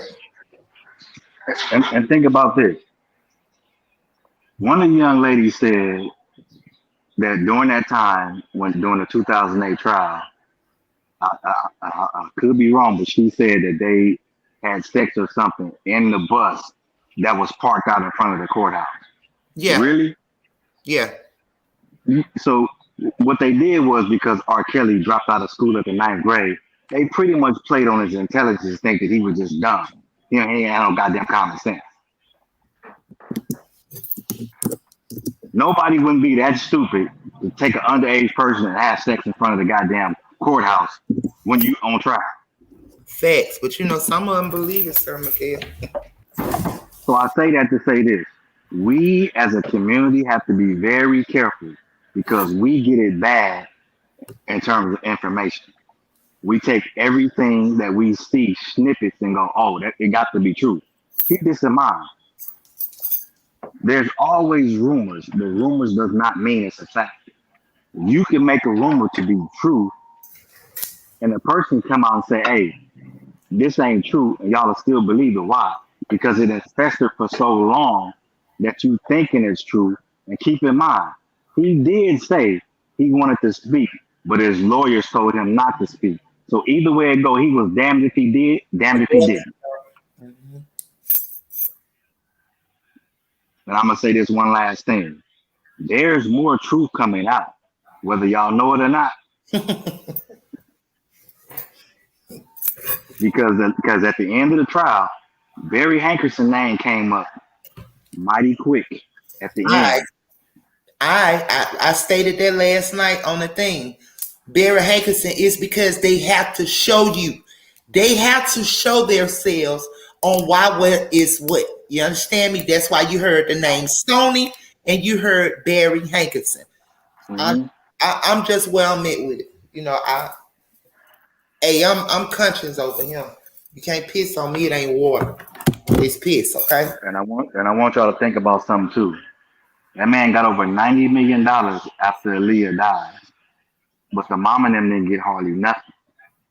Okay. That tells you a lot about him. Go back and look at what he did to his girlfriend and a few other people. Sir I Miguel, don't know just even look. I don't even know if y'all realize that he had a fight with Barry Hankinson also.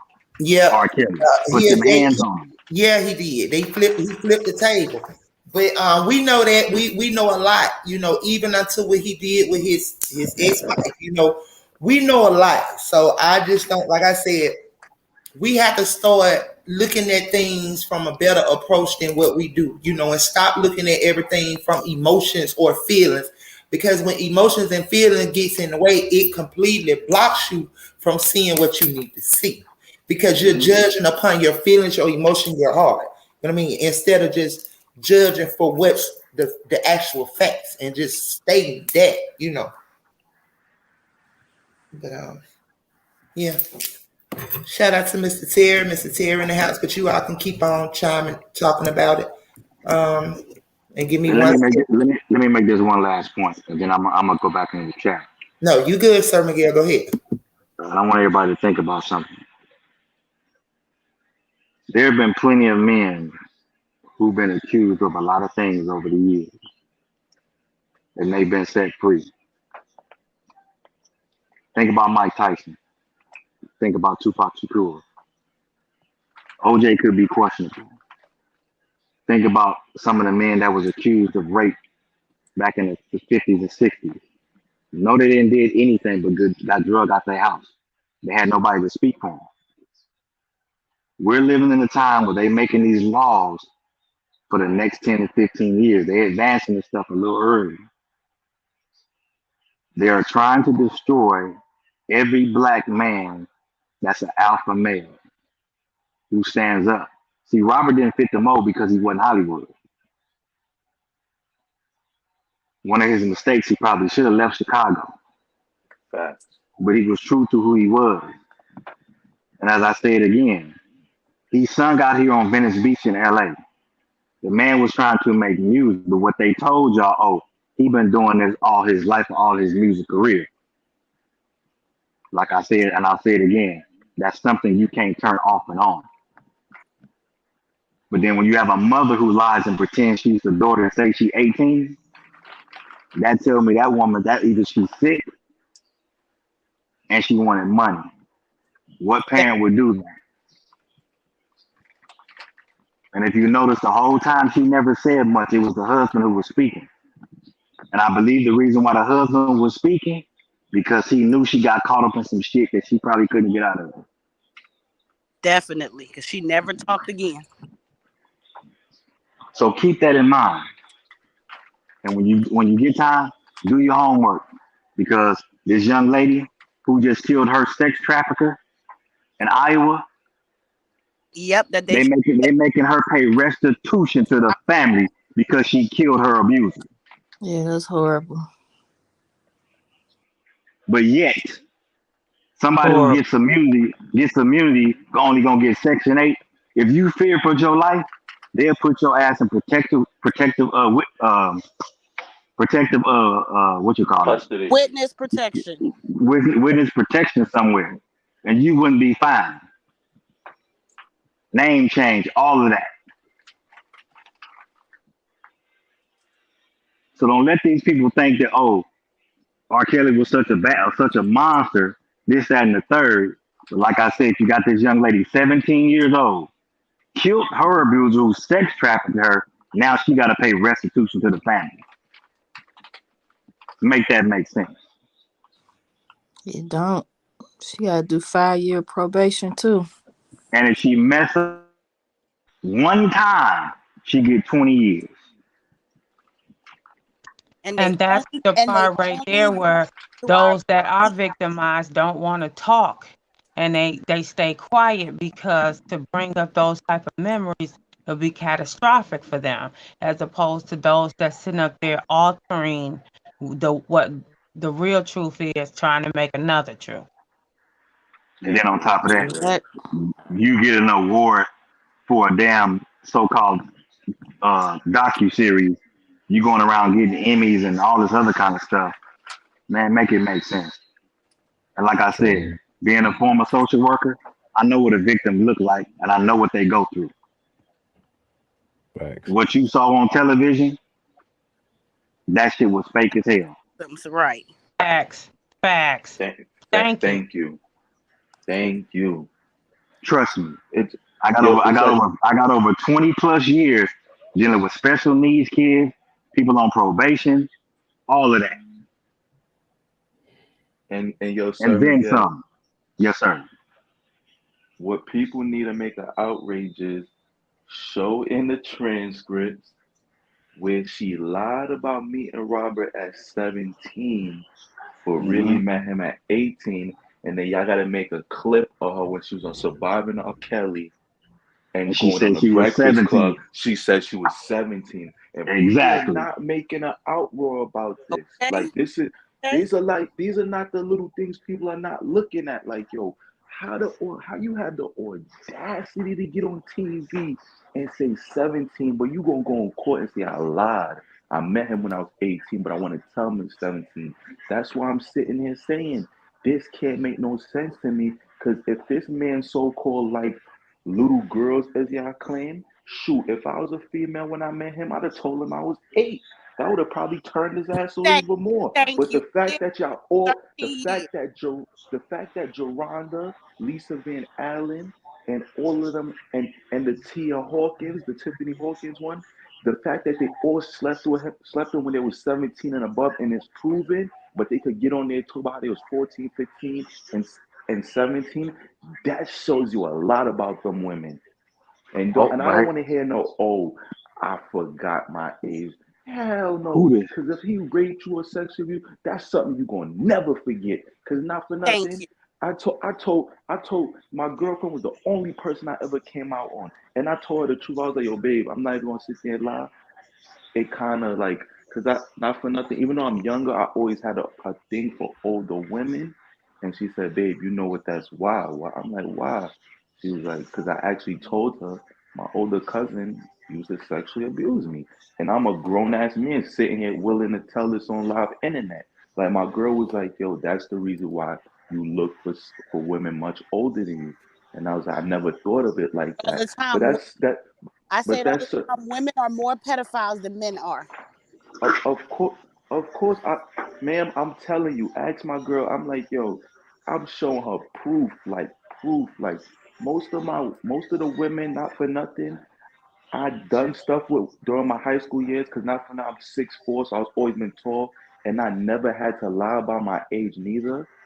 Was women that was in their 30s, and it's like, yo, and people would never know. Yeah, you So you get what I'm saying? So it's a thing on both. It's a thing on both foot. People want to sit here and make it seem like these women were outright abusers. Hell no, you wasn't no. Outright victims. Let me correct the word. Hell no, they knew what they like. Let's just say these women supposedly he did sleep with them of these ages. They knew what they wanted. Like don't sit there and make it seem like he was hiding in the bushes preying on y'all.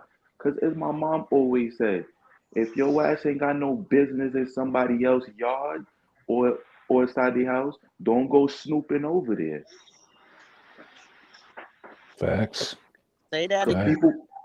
people want to sit there and make it seem like he went out his way looking for these women. And another When one I they can't stand. stalked him, and Exactly. they went looking for that grown ass man. Like Geronda That Pace. Like Geronda Pace. People don't even know. I thought it was a whole joke when people were saying it online the whole time. Her ass jumped over his fence over his fence when he was living in Olympia Fields. I'm Yes, like, and what kind of traveled stalking show is? I'm like, what kind of she stalking traveled shit for is that? hours from the And hood. that ain't victim behavior. That's not I victim behavior. It's And let me not. say this: he didn't sleep with Geronda. I want y'all to know that. Nope, he gave Nope. her Bubba. And Corey R. Kelly said in court he didn't even know who she was. Exactly. Exactly. And ain't it mighty funny that when you see of her, you only pictures you see of her is when she was outside the courtroom running up in pictures.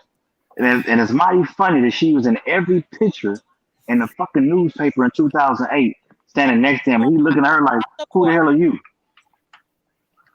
At the courthouse, leaving school, without her mother knowing, to go to his court case and lie about her age. Because like I said, she also lied to get financial aid.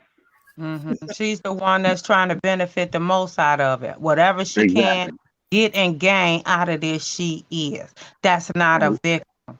And last but not least, no victim says I love you at the end of their testimony. Please. All right. Come on now. Okay, More like so I hate you. So I'm done. I hate I'm you, going back not in the I chat. love you. So if y'all want to rewind this again, I'll see you on the next panel. But I just want you to think. All right, Mr.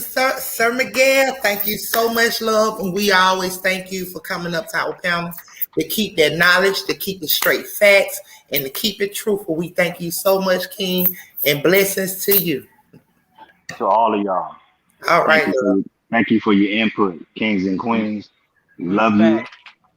But always remember, search for the truth.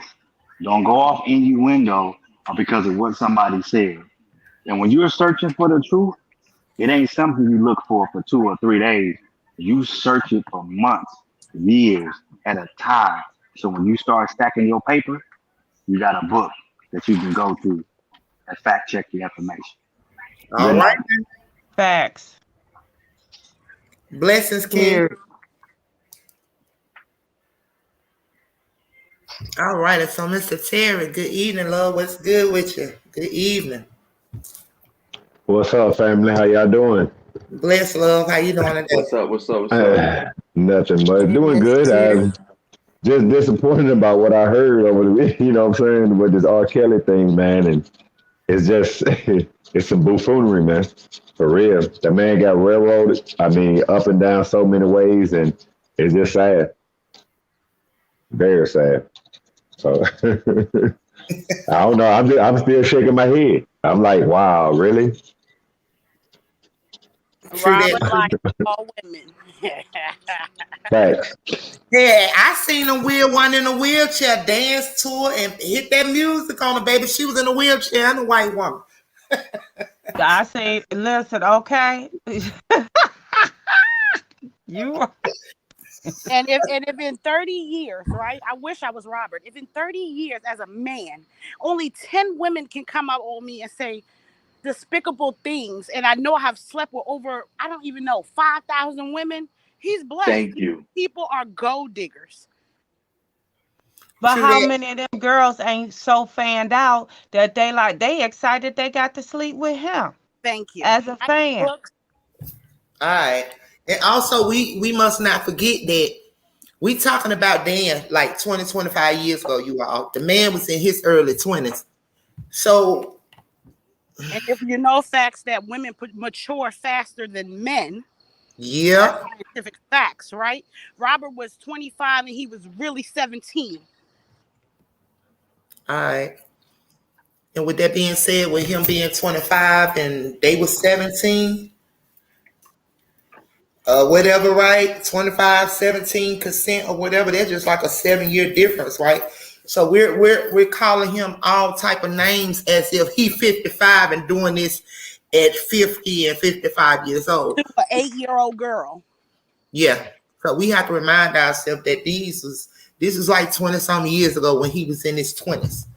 You know, so and I'm go not, ahead, Bala. I'm not here to fight about people who are not standing up for themselves, or am I here to fight about Aaliyah? Aaliyah, till the day she died, Aaliyah told y'all her and Robert never did nothing.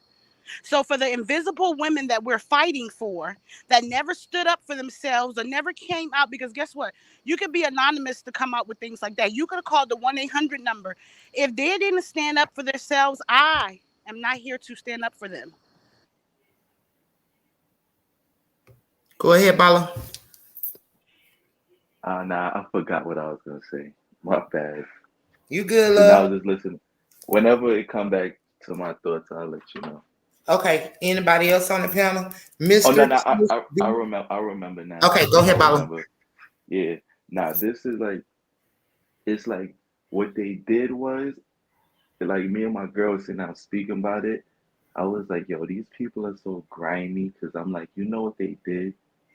They actually waited until like R. Kelly was of a age where he was old, so it made everything look so creepy and pervy. Yes. I said to my girl, Now like, Facts. that's yo, facts. I That's was straight like, facts yo, there.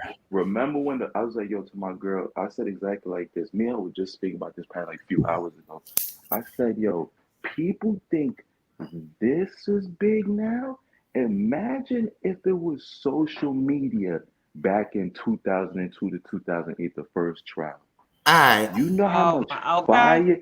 But the thing, what I said was though, at that time, Robert was still in his prime. He was handsome looking man. So you gotta sit there. People are Yeah. looking at like, did he really do it? But then it's like, oh, now Rob looked good at the same time. But then they wait until now where it's like he's much older. Yeah. He don't He look as got much that spark no appealing. more. Exactly. Even though for his age, me and my girl said it. He still looks for older Still man. look good. He's Yeah. old. He still looks good. But it's just like once you're kind of older, it don't matter how much good looking you are. It just looks kind of more creepy and It pervy. look creepy, yeah. Now, man, Exactly. Ding, this is what I was saying, and this is to the young person. I don't know if a lady or a gentleman, Parch. What I'm saying is, no, I wasn't upset. It's just the fact that, man, I I have it in the back of my mind that that he may have thing for younger girls. Not to say that, man, that with this case, man, like I said, with the case, the facts came out, man, and I don't see him guilty. But it's just my opinion, and I could be wrong because I don't have the facts to it. And that's There why I you go. just said it's just my opinion about it. I'm not trying to judge the man, on that though. But over the years, because I am an older guy, you know, and man, I try to stay close within a certain proximity of my own age as far as my dating. You know, I never try to look at someone younger. I can't say that I didn't look at someone older when I was younger, but I didn't see myself even getting with that. That was just, wishful thinking. You know what I'm saying? But I'm not sitting here, man, to say that this man actually, mess with young girls. I just said Because that we don't I know. think, yeah, exactly. That's what I'm saying. Because that's what they I'm said. not gonna sit there and just throw this man up under the bus or anything like that, But I was Facts, just looking at mister. the fact that they was bringing, it has to have a Yeah. beginning and an end. You know what I mean? So, man, Yeah. for this to even come about like that, man, was there anything beforehand, that we don't know about? That's all I'm just trying to look at. Believe it or not, though, I look at Robert as innocent. I do, but it just still stay at the back of my mind, for them to even come. And like you said, man, now why wait so long till the man is old and to make him look like a creep, you know? Because that's what they do. The powers that Right. be. I don't have nothing against Robert, and I'm just saying though, for the end, it's got to be a beginning. So, man, is there something there from the past, man, that that we don't know about, and that's all I'm just trying to figure out. I might never know. So, man, I don't want nobody to think that I'm just trying to blast R. Kelly or throw him up under the bus, man. No, I'm not. Because, man, I'm part of truth be told, and man, and like I said at the beginning, I had my judgment and I was wrong. You know what I mean? I was wrong, and I admitted that on this live that I was wrong. And I don't have no problem admitting my wrongs as a man. I just sit there, I just wonder, man, if there was something else to this, man, that we not seeing or that I don't know that could have been going on before he even got famous. You know what I mean? But that's going according to what they told us, that what they said. You know, the powers that be. Who even put that out there? You got to look at all of that. Who put it out there? Why did they put it out there? Were they trying to see? I said this from the beginning, y'all. Was some planet? I said this in the beginning, y'all. I don't know if y'all caught it or what. Were they planted in the beginning of his career that if he did not stay in line with what they wanted him to do, they already had it mapped out how they was going to destroy him. They do it. They do this shit every day. They do it with a lot of them, right? You They know, doing it every day. So that's what I'm saying. Like, how we don't know that that's what. And the man never even touched a child. And I don't know. I don't know. And that's why I said that. Yeah. My bad, Dean. You know what was you saying, brother? No, I'm saying it's stuff they do. I feel like it's stuff they do to keep you in bay. It's like I was saying this before. I felt like if they knew what they knew now, I felt like where Michael Jackson was, how they kind of messed up was they waited too long to expose Michael. With Kells, what they did was they was doing little things early and early in his career as it go on. So you get what I'm saying? So it's like nothing would have been a shock. What Michael was, I feel like they always wanted to keep this little, he liked little boys, but they waited too long. What Kells was, they was throwing stuff in our face to remind us. So now, like, when they made this big explosion with this new R. Kelly, now it was like to certain people, like, we've been hearing that for years. Like, you get what I'm saying? It's just something they kept in the back of your mind. So what R. Kelly was, they knew how to keep him at bay. And especially him cannot read all of that. Like, all of that playing into a factor with him.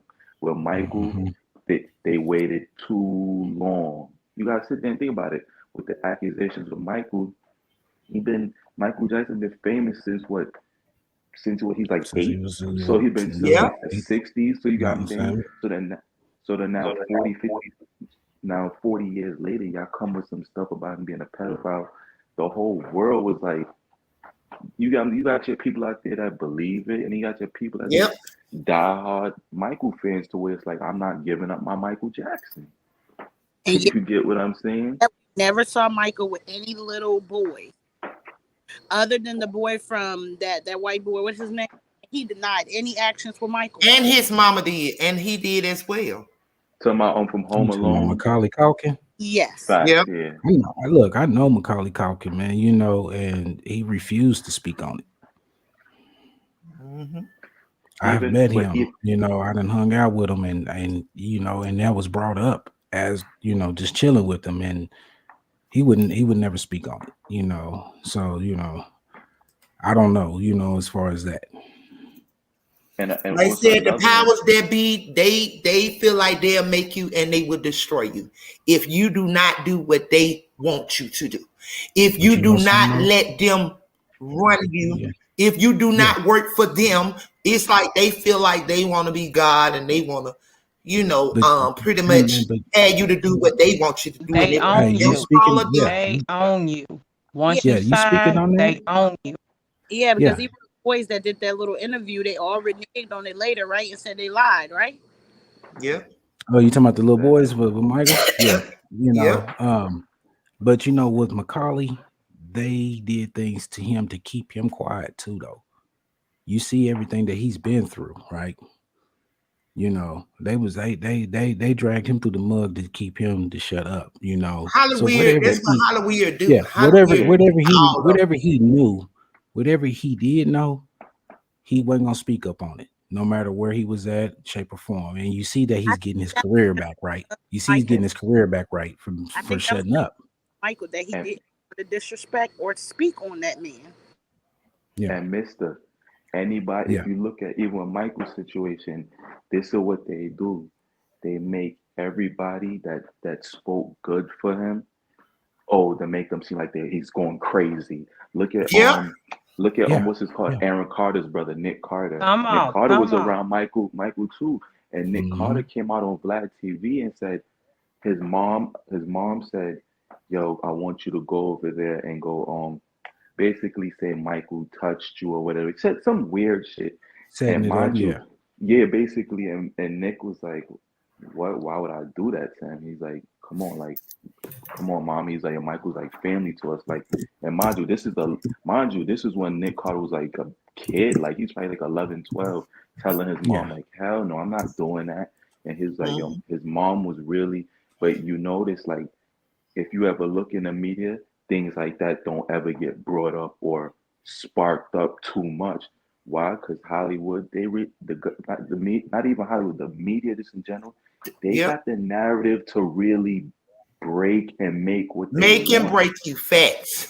Yeah, and Like that's why Macaulay Culkin, man, went through everything that he did, because he refused to go against the grain with them as far as Michael.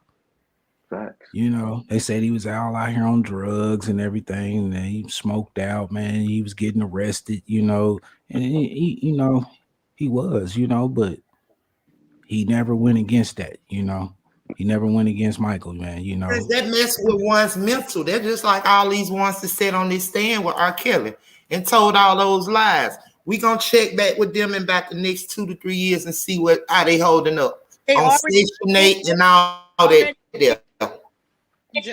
She already got her Section 8, so shit. I don't know why she even asked for Section 8. The hell? This is what's gonna kill me with her. I told my girl, if I see Rashana doing interviews in the next 2 months, you cannot tell me this wasn't paid. Thank you. Cause imagine her doing you know how much money she could get for her story? Cause if you seen here, I was listening to one of them, they were talking about on Surviving R.Kelly. Shorty said she got 40 bands just to go up there and speak. I'm like, who the hell is you? Like, you wasn't known like that. You acting like, so I'm imagining if she got 40,000, I know Rashana could get some crazy shit for her story. Shout out to my boy J Rock. J Rock is on the panel. What's up, J Rock? J Rock. Good evening, love, blessings. What's up, Jay? What's going on, panel? How y'all doing? What's up, Dean? My team is slick up in here. It's good, love. I heard a little bit of what you guys are talking about in regards to the what Mister was saying in regards to, hearing about the young girl story, and he wasn't really sure, and then he wound up finding some additional info, and it was almost like a light went off. I've heard a lot of stories for a while, but then when this stuff started really going to overdrive around 2019, like at the beginning, I was 50-50, but in the back of my mind, I was like, something doesn't sound right about this. So, but I said, okay, I just let it play out because I wasn't there. And then and it's funny sometimes when you start letting people talk, they wind up exposing themselves. And the first light that went off in my light bulb that went off in my head was those women from Baltimore, the same ones who said that R. Kelly sexually assaulted them in a hotel room while he was on tour with LL back in 1995. The same person who actually held a picture of LL Cool J, R. Kelly nowhere in the picture, and didn't even have a picture with R. Kelly. So I'm like, okay, so where's the picture with R. Kelly at? But they didn't have one. So I'm like, okay. And then when they said when he was on tour with R. Kelly in 1995, and I said, wait a minute. R. Kelly wasn't on tour in 1995. The album he promoted to go along during that time, his third album, that album didn't come out till the middle of November of 1995. So then at that point, I'm saying, okay, now I'm like, first light bulb went on my head. I said, okay, I know you're lying because of that. Then they said when it happened, the tour didn't even happen till the spring of 1996. A tour in which I attended a concert. And that concert just so happened to fall on my birthday in Shreveport, Louisiana in the spring of 1996.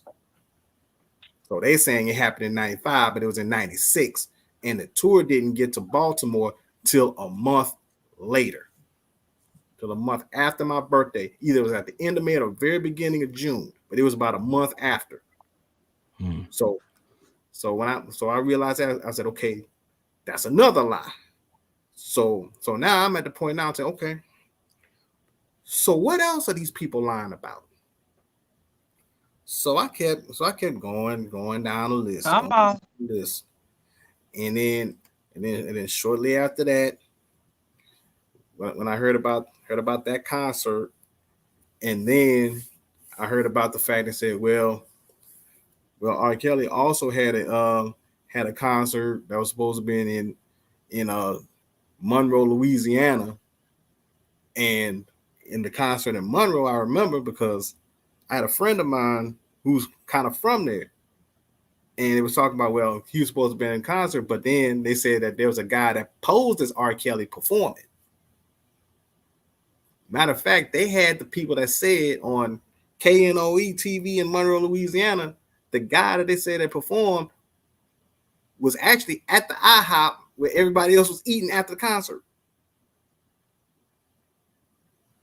So I'm like, okay, now you got people on stage posing as R. Kelly now. And I'm like, and when I was thinking about what Daryl McDavid was involved, I'm like, how much of this was Daryl McDavid involved in? Because that wasn't the only concert that there was issues. The Arizona concert, where R. Kelly said in the video, said, I came all the way down to Arizona and they don't have my money. Now I got to make an example out of somebody. And then having to go through that issue. And then I also remember when I went to the SWAC championship game in 2015, when Grambling State University played Alcorn State. R. Kelly had a post-game concert that was scheduled after that game. But there was a sign that said that R. Kelly was not able, wasn't able to perform. So my question is, did he even know about these concert dates? And when you have somebody like R. Kelly there, you normally have to put a deposit down even before, I don't know whether it's half the money, a certain percentage, whatever the case may be. But you have to put on a certain percentage especially when you have an A-lister like him coming. So once I noticed that, I had forgotten about that, and I was like, wait a minute. So if that's the case, who got the money? Because evidently he didn't get it. So my thought was right on Daryl McDavid. Because if Daryl McDavid was handling the money, then he had the paper trail. So it has been a whole lot of things going on, a lot of different factors that came up that I realized. And then when I did the digging about what Lifetime was doing, and on top of what Lifetime was doing, how his royalties and his publishing, all of that was coming up, all of it was starting to come back up. And I went from being disappointed to mad, and I went from being mad to being furious. That's how I have you when you get to that truth. Upset you. Because at this point, I see, because at that point now I see the play. I see exactly what they're doing, and especially when Prince died, when I was reminded when Prince had died, and I started thinking about Michael Jackson, Whitney Houston, and Prince all dying in a time frame of less than 7 years, and R. Kelly being locked up. I said, there's no way. And then you still got the Rolling Stones, Willie Nelson, Dolly Parton, Steven Tyler, all those big time white artists still performing, still getting money, still getting all of that. But we lose 3 of the most iconic, and they still trying to movies out of Whitney, and Whitney gone. Yep. They performed the full ritual when they killed her, allegedly. Come on now. Come through. I'm just saying, going back to the same people, old CD over there, they like the full fist and the rest of the game. Gatekeeper. Oh, okay. Yeah, and then it's funny. I actually went back and I saw a clip of Michael Avenatti's old interview when he said the enablers, he's going at the enablers, and he said about enablers, he'll make sure that R. Kelly don't ever see the light of day. Wait a minute, how do you know? What is it that you know? All right. And I thought it was just tongue in cheek, but then when I ran across that article on Michael Avenatti last night, and I went through it and saw that he had a hearing coming up on Monday because he had 31 charges set to be all dismissed. 30 charges dropped. Mm-hmm. Right. Plus his hearing / sentencing is on Monday the 19th. R. Kelly got sentenced Wednesday the 14th, which means he already was. So he was all involved in it, because who was the one man that said he had this tape with saying that it was quote unquote a 14-year-old and a 14-year-old identifying her body parts? It was Michael Avenatti. So now, anybody want to bet that those 31 charges plus those 5 that's supposed to be coming up, it's gonna disappear? So he's gonna have a total of 36 charges that'll probably be dropped after his sentencing hearing on the 19th. Oh, okay. So was he the one planning from the beginning along with the rest of them to destroy him? Okay. I think he wasn't there in the beginning, but what Michael Avenatti is an opportunist. Mm-hmm. Because see, remember, the man had political aspirations for the White House. Mm-hmm. Because that's why he kind of went at Trump with Stormy Daniels, and then that thing didn't work out. So then he said, okay, let me hitch my wagon to something else. Lo and behold, here come R. Kelly, and then he went on ahead and hitched his wagon to that. Now, what really makes it interesting is if you look at a lot of articles talking about disgraced lawyer Michael Avenatti and this, that, and the third, you will also see in a lot of articles, and there's one particular in a New York Post that proves my point. It said that Michael Avenatti's name never gets mentioned when it comes to R. Kelly's case. They made a distinct point to not mention Michael Avenatti's name in connection to R. Kelly. Wonder why?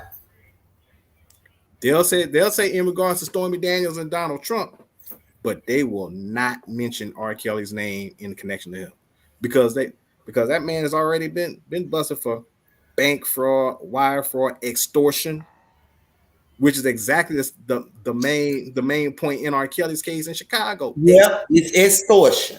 True. So R. Kelly would have been victim of probably the lead extortionist, which would have been Michael Avenatti, and also Chuck Freeman might have been the one who got that tape. He might have been the one that got the tape to Michael Avenatti.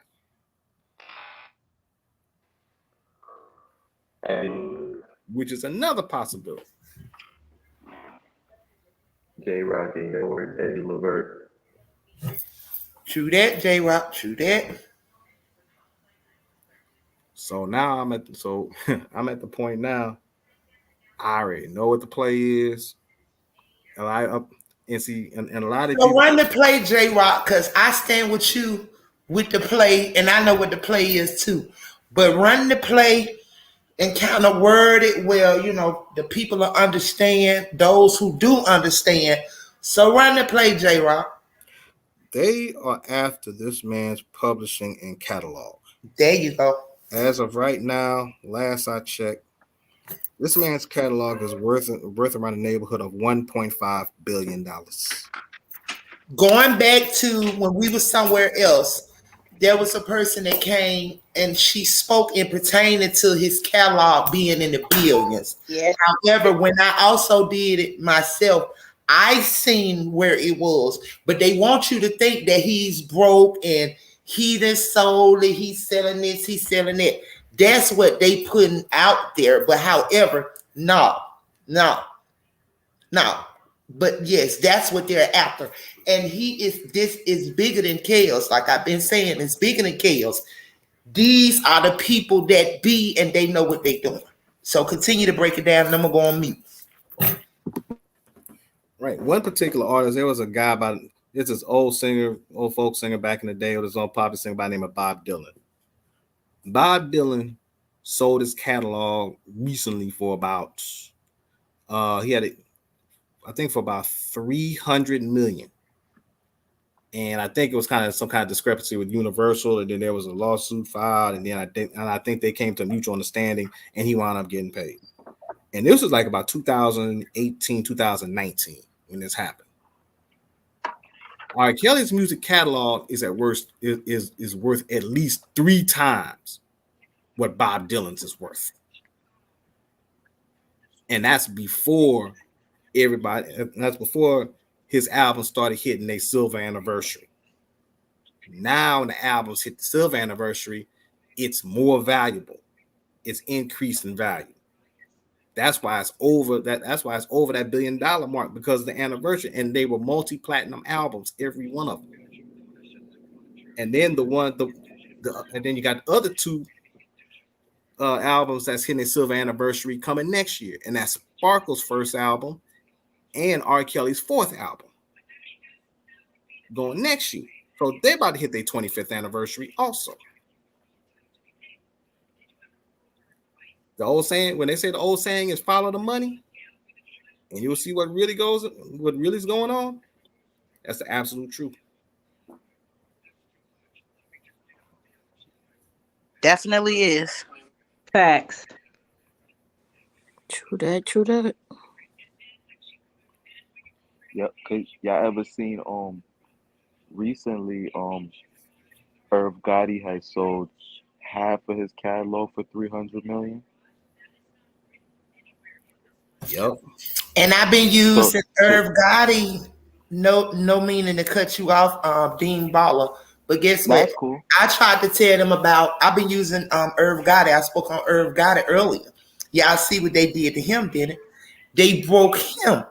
They did exactly like I said. This game been going on with these people, but see, we didn't know then like we know now. You get what I'm saying?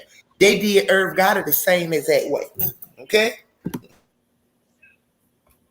Yeah, but now I'm saying though, like, think about it. He sold half his catalog for 300.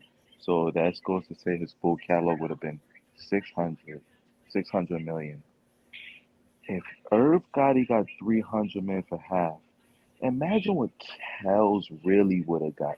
Because Kells have a way bigger catalog than Irv Gotti. We're not taking nothing from Irv Gotti, like Irv Gotti don't got hits. But Irv Gotti don't got I Believe I Could Fly and an Ignition. And right here either. Exactly, and right for multiple. Kells, he performed it, produced it, and wrote it. That producing and writing alone, that's like 70% of the royalties.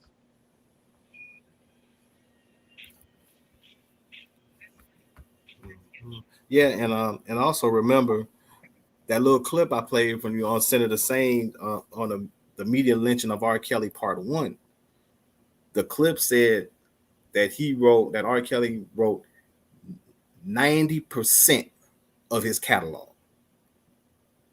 which would include other artists that he wrote for.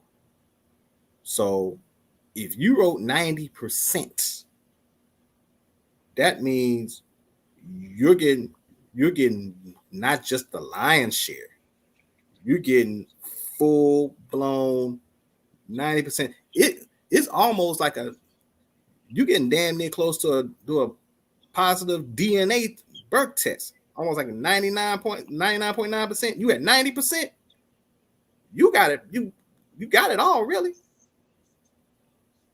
And the fact that these people know that you can't, and see, that's another thing about this copyright law, because the labels, they actually have the opportunity.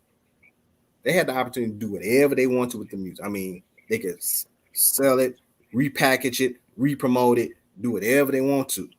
And they had 100% control. Maybe 90. Okay, so J-Rock, break it down to who and what label and et cetera, pertaining to your boy Kills. Let's go. Well, if anybody knows R. Kelly's label history, it started off with Jive. Jive Records. Then went from Jive Records. Then went from Jive Records. After Jive kind of disbanded, dissolved, whatever the case may be, RCA then picked up R. Kelly. And then in turn, R. Kelly from RCA wound up being picked up by Sony. I don't know if I think RCA did a merger with Sony, but then Sony pretty much absorbed RCA, and then that's how R. Kelly wound up being on RCA. Yeah. Sony's the parental company. They own RCA. The parent company of RCA. And see, that's the strange that's the crazy part. It went from label to label to label, and everybody still had their hands out. But J-Rock, you heard what Donnell Jones just said recently. What did Donnell say? Donnell said he was also signed to LaFace, everybody know, which is Babyface and L.A. Reid's label. Then he said I was cool there, I was having my success, and then he said, yo, after something just happened, LaFace, the record shut down, they sold him over to Jive. He said, now you talking about a label. This is what he calls Jive. He calls Jive the house that R. Kelly built. Because everybody knows to this day, if it wasn't for R. Kelly, Jive would have been crashed. After that, Jive got Usher, Britney Spears, Justin Timberlake, all these big other artists after Kells really put the stamp and kept that label together. Right. Facts. You know, Dean, that's funny you mention that because that's and let me just say one more thing, J-Rock. Okay. And everybody knows Billboard is the golden, like, everybody knows how everybody look at Billboard as like the golden stamp for music. Billboard said Kells was the most successful hip hop / R&B artist, because you know when they categorize hip hop and R&B, they merge them together.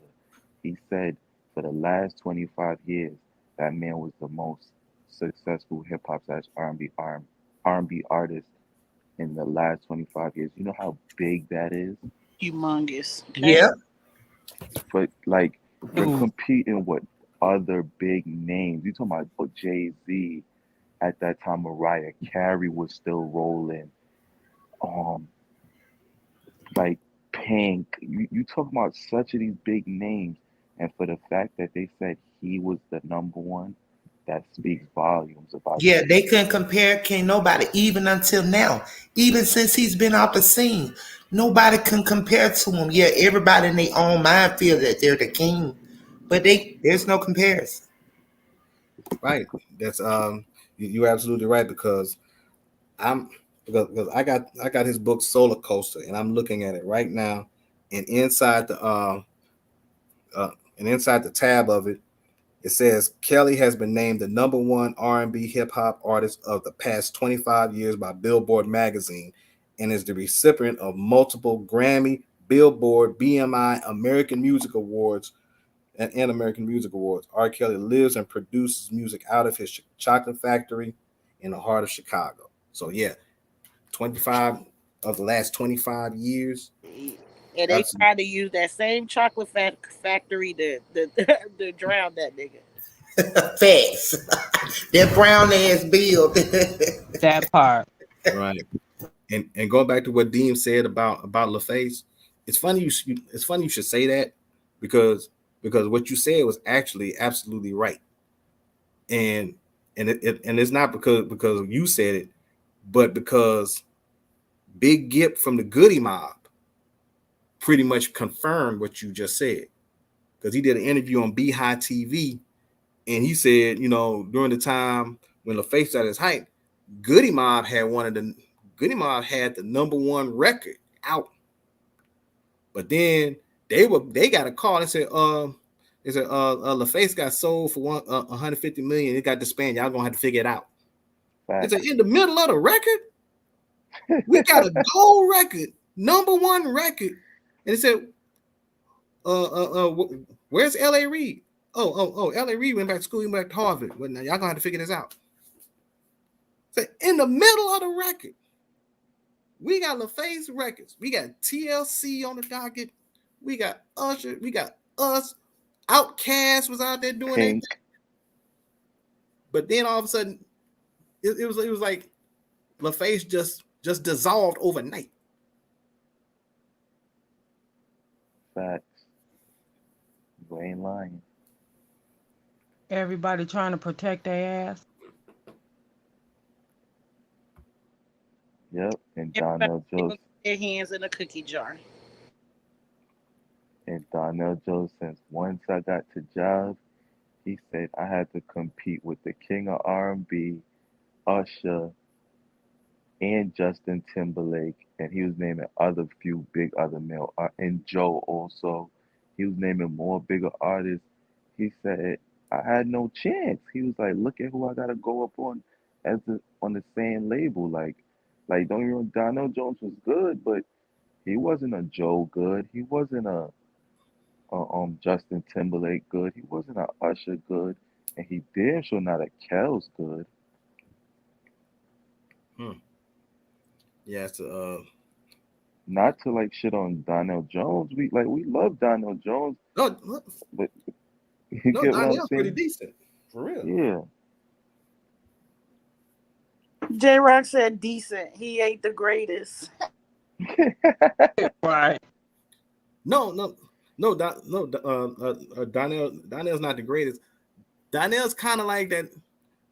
If Kel's top tier, Donnell is probably middle tier, possibly, because there are other artists out there. Like if you just condense it just to Chicago, it's Donnell Jones, Carl Thomas the other, and the main and the other dude that I ride Dave with, Hollister? Dave Hollister.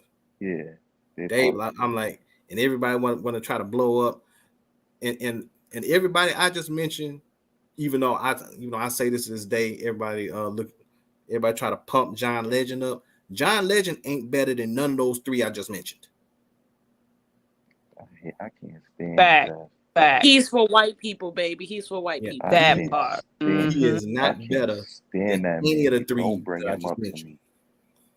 Because I damn sure know John Legend don't want no smoke with Dave Hollister. And that's why he wanted R.Kelly gone, honey. He the type to throw the rock and hide his hand. That's the type of cat he is to me. It's just I hate the fact that Kel's gone. Now everybody's so bold to speak on this man's name. When this man home, it was crickets for everybody.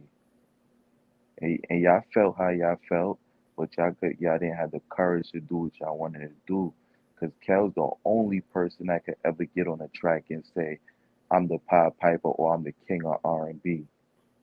Ain't nobody ever bold or brave enough to call themselves the king of R&B. Because ain't nobody comparable to him. He self-proclaimed that, and then we as the fans was like, when you really think about it, that man is right. He is the king of R&B. Like Michael Jackson, he got that given to him by the fans. Kel said, nah, I'm gangsta. I'm going to take this. And who going to compete and who going to say what? Because he know Kel's is in the back of his mind like, man, like, come on, if y'all stop playing on me. You heard what he said in his interview. He said elephants don't swat flies. And I'm going to leave it at that. When you have somebody like R.Kelly, who I have repeatedly said is the greatest singer-songwriter of the modern era, and the man has breathed new life into more careers and EMTs giving CPR to patients. How is anybody else going to come out here and be able to say they actually are able to to be on the same level as this man, because let's be perfectly honest, there is nobody out here right now that could do a versus against R. Kelly right now. That's a lot. Nobody. There's nobody out here that can. Like I say, yeah, R. Kelly's so cold, he could do a versus battle against himself. He could use Kelly with the braids, Kelly with the ball head, Kelly with the fade, Kelly with the Caesar. 90s R. Kelly versus 2000 R. Kelly. Or he could say, y'all want King of R&B R. Kelly, or do y'all just want Kels, or do y'all want the Pied Piper? He could give you like 50 different versions of himself. Or you can go, I'll give you my original versions of songs versus remixes. Or I can even go back to songs I wrote for myself versus songs I wrote for other artists. That's another versus. There isn't anybody out there that could actually have that much versatility, and even in versus battles alone. There isn't anybody out there. The only way you can do that is you better jump in the DeLorean and go back in time, and you better get Stevie Wonder in his prime and dig up Marvin Gaye and maybe get Teddy Pendergrass along the way. Then I'll probably give you a shot. And that's giving you a shot. That ain't said guaranteed.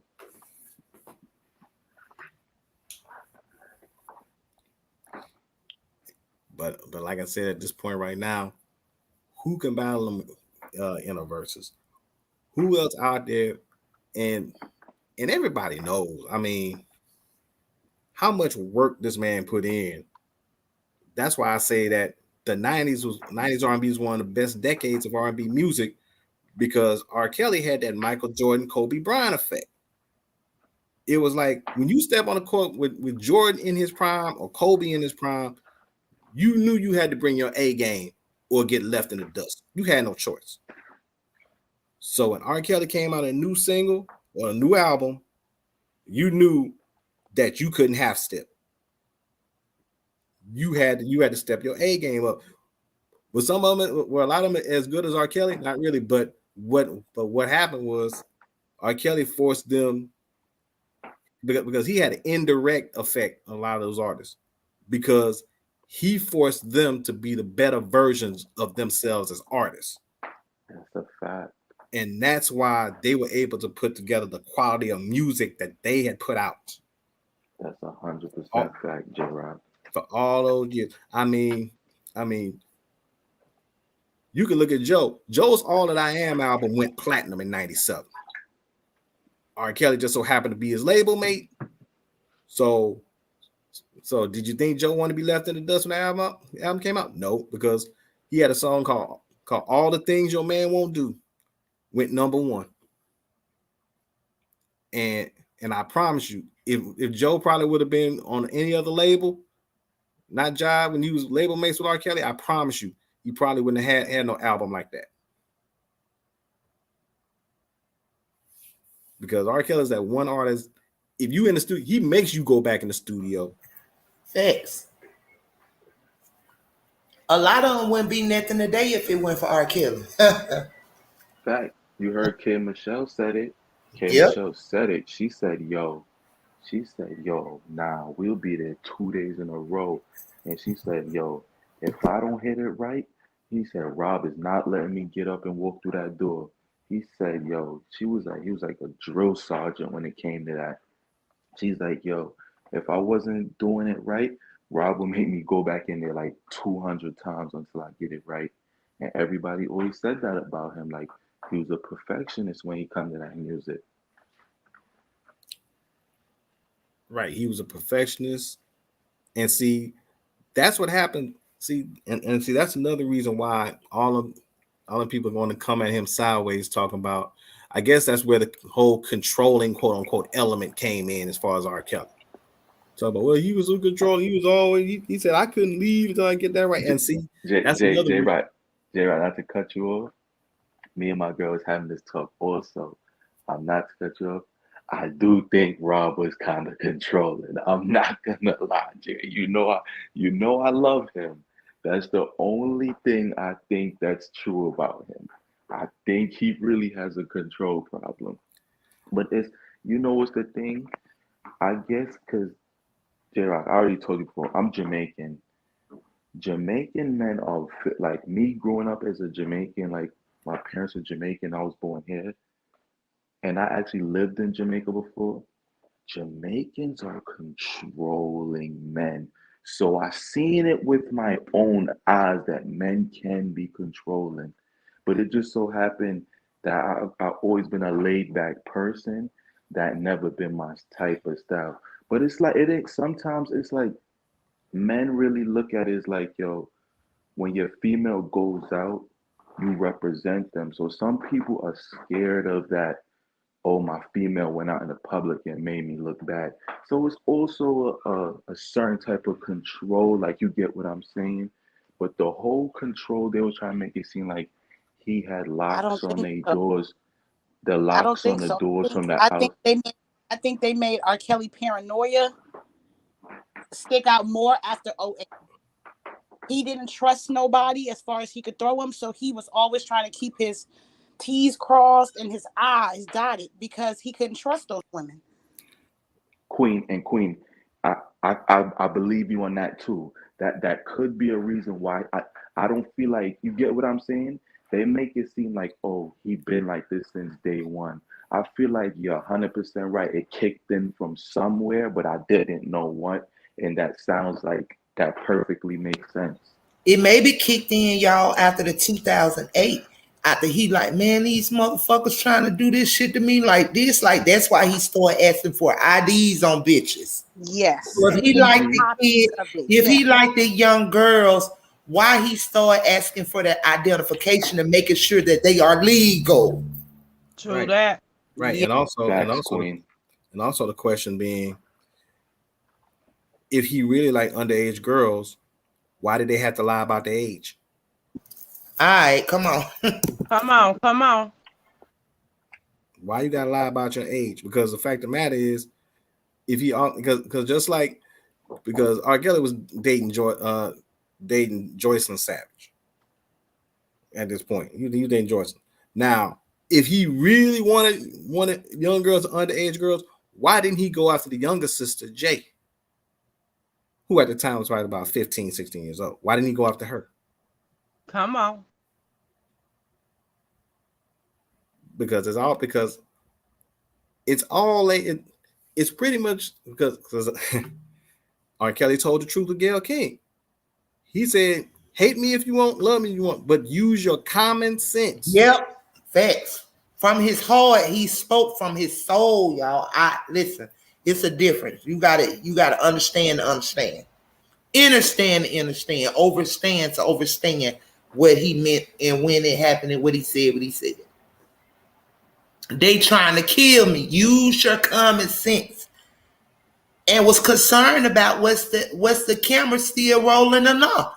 Because at that moment he probably was panicking because he thought they was gonna kill his ass at that moment. Probably.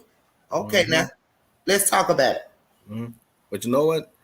I want to give a shout out to Hits Digital Radio and a guy by the name of Drake, who who was in public announcement and with R. Kelly. Yeah. Is that the bald headed black dude? Mm-hmm. Okay. Yeah. That's the one you were talking about, Mister. Yeah. He dropped some info earlier tonight and was talking about Daryl McDavid and said how he never liked Daryl McDavid, and was talking about how whenever he wanted to get his money, get his check or whatnot, and he asked R. Kelly about it, R. Kelly would tell him, go talk to Daryl, go see Daryl.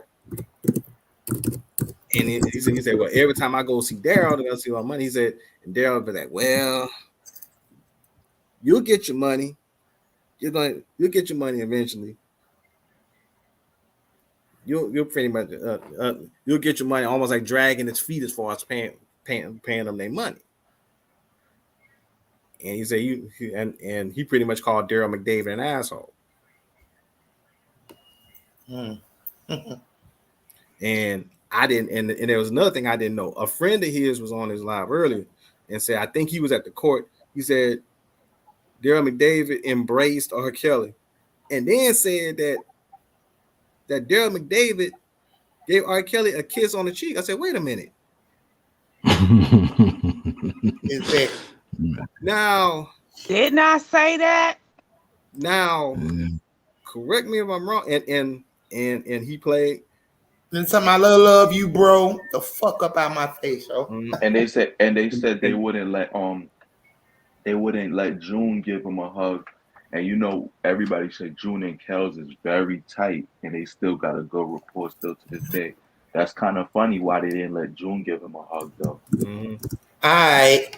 But they say let Daryl hug and give him a kiss, and then they played that little role. They played that little part with Judas going up to Jesus giving him a kiss.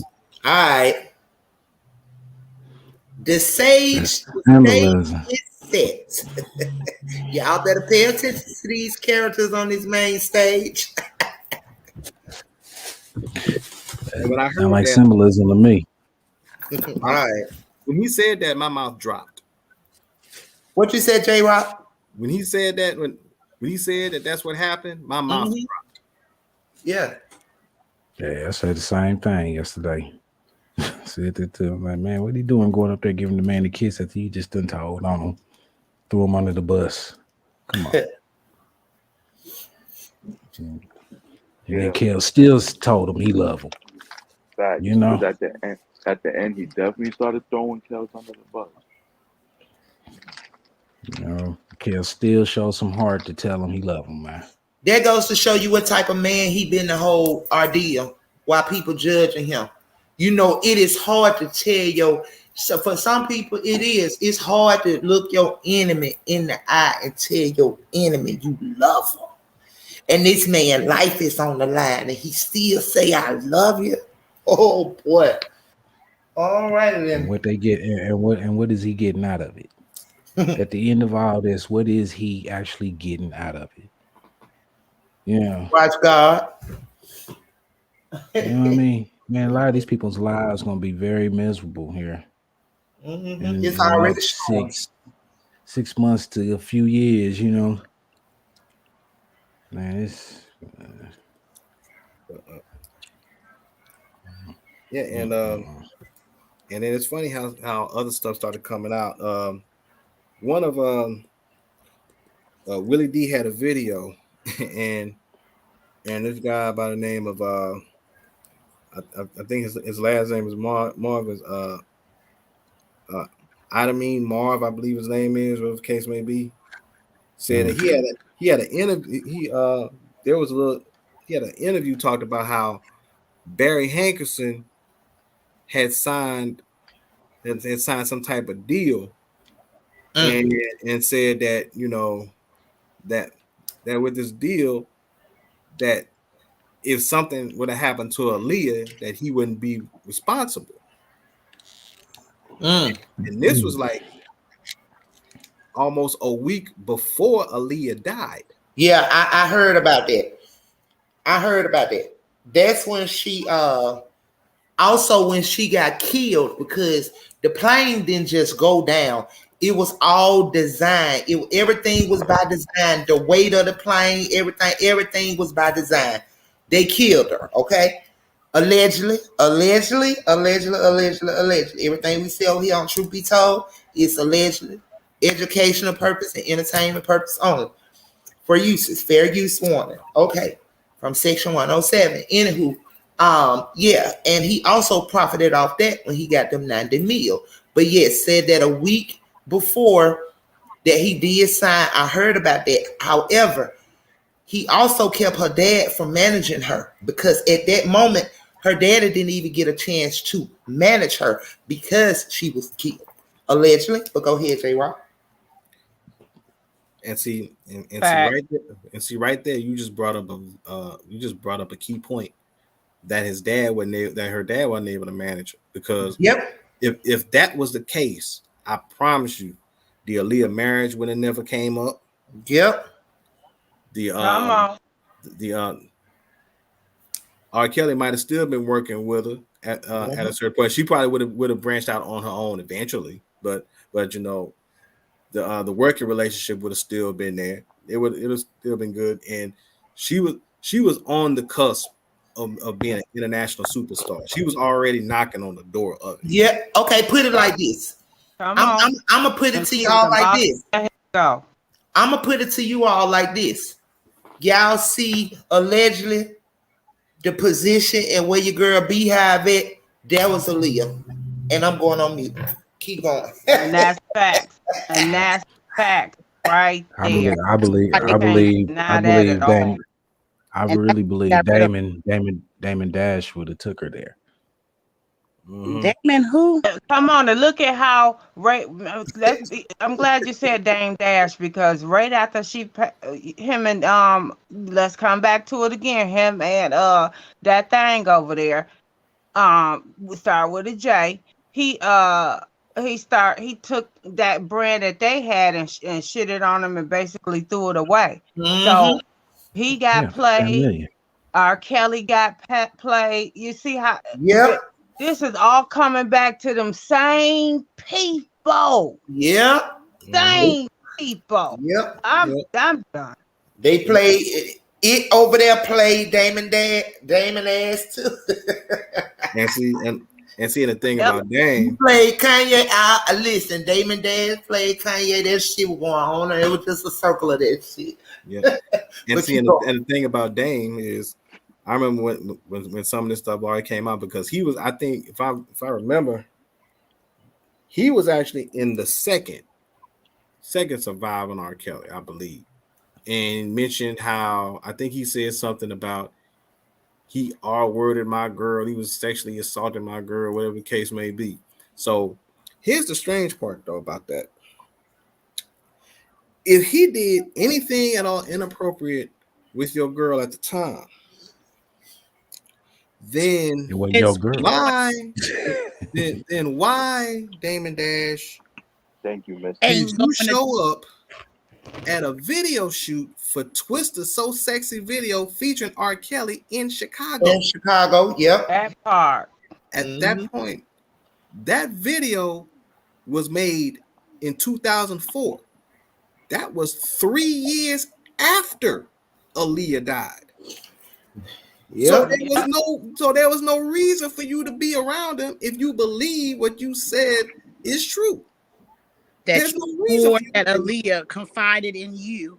And like I tell people, that man was still a grown-ass man talking to a 20-year-old girl in the same breath. He was just as old as R. Kelly. So I don't see how people are accepting the fact that Damon talked to her, but it was so, I don't get it, yo.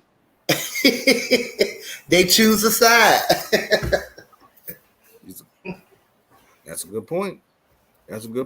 But my point is, and like I said, I go right back to it.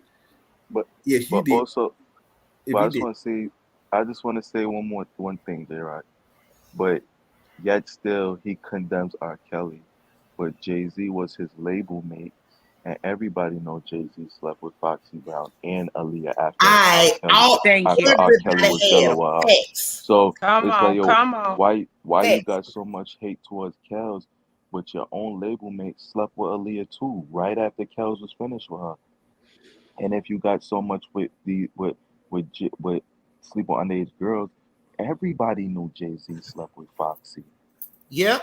So it's like, yo, get everybody. Why y'all not getting everybody? That's the whole point. Till this day, he is still paying Foxy to stay quiet.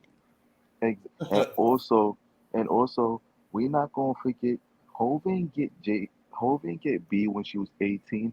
Hov had her when she was 16. That's another thing. That's when they made that first. That's why they kept making her older than what she was. Yep. Exactly. Because you gotta sit there and think about it. They didn't come out to public around like 03. Yeah, that was the year with Dangerously Loved and Baby Boy on My Mind. They didn't, and Bonnie and Clyde, they didn't come out to like 03. But everybody knew Hove had B when she was since like 98, 97 when she was around with Destiny Child. Like it ain't And no that's really why they no. got rid of Oh, Aaliyah. It would have been Beyonce's competition. Yep. Facts. fact. Facts. Facts. And Beyonce she not no a saint at all. Cause she used to get around, they got a sex tape about her, but Jay-Z has stopped it. They said supposedly it was her and Pimp C. Mm-hmm. That's And why you where is think Pimp C? and if you They got notice, him out of him because he started exposing shit, especially when he Yep. came down to B. That but even old boy that's in Jamaica that He started did that exposing his. song with her.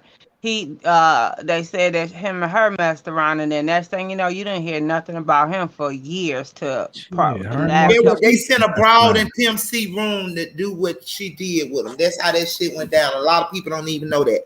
Yeah, They because Her and killed. Marcus Houston I've messed heard some around. stuff about that too, about it being essentially Yeah. a ritual sacrifice, Yeah, it was his, a ritual sacrifice because he was exposing allegedly everything we say on True Be Told.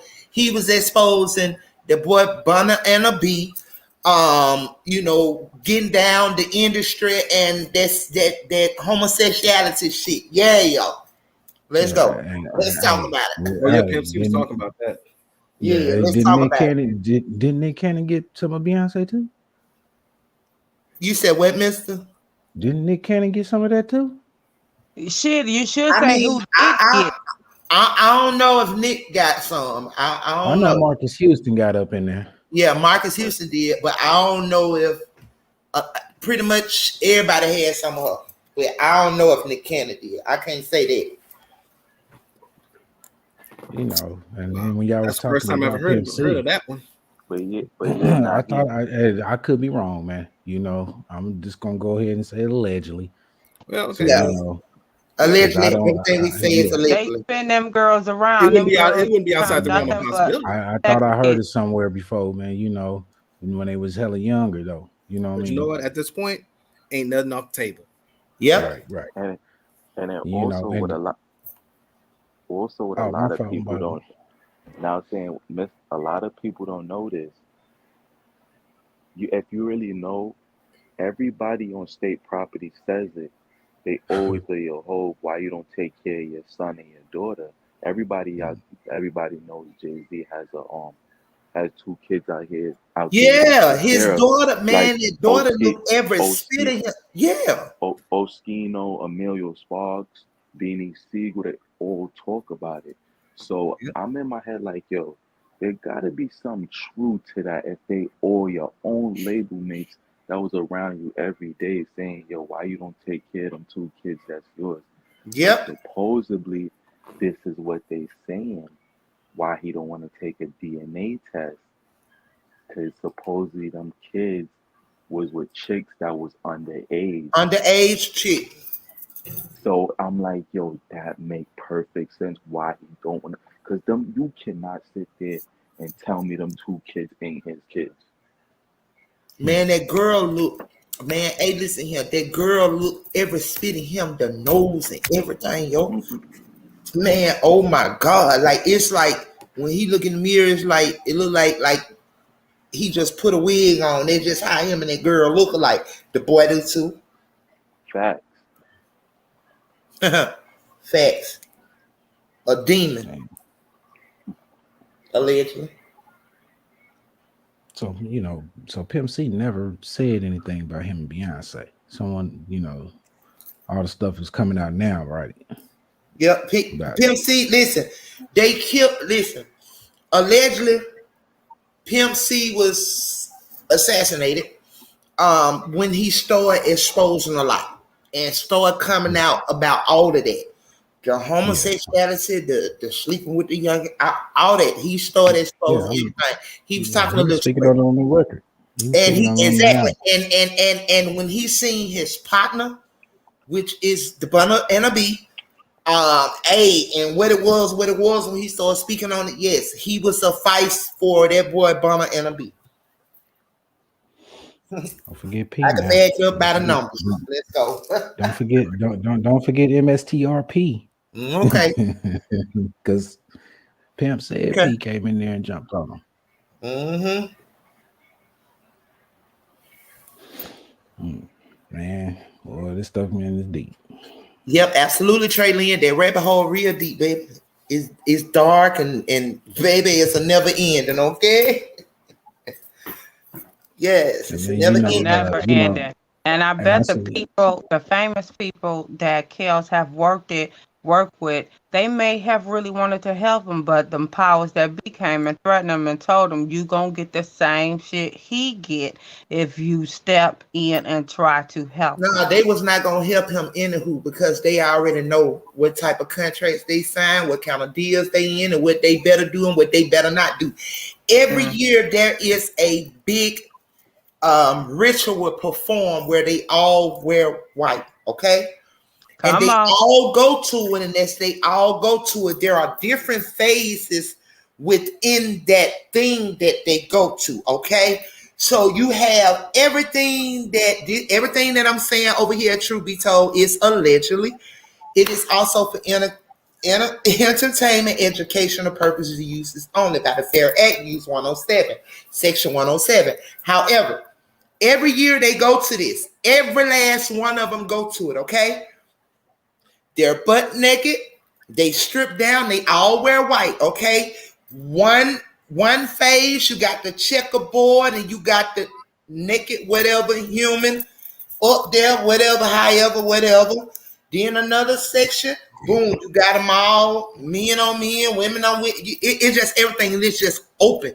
It's like a big, huge, open orgy that's very demonic. And it goes so far to the point of cannibalism, but let's go. Let's keep talking, y'all. I'm telling you, they're after all our black men. Look at Chris Brown. Yep. Look at what's that other Trey songs? When they get All done of with you, they destroy you when they're finished. All of yep. August Alsina, you know. Yep.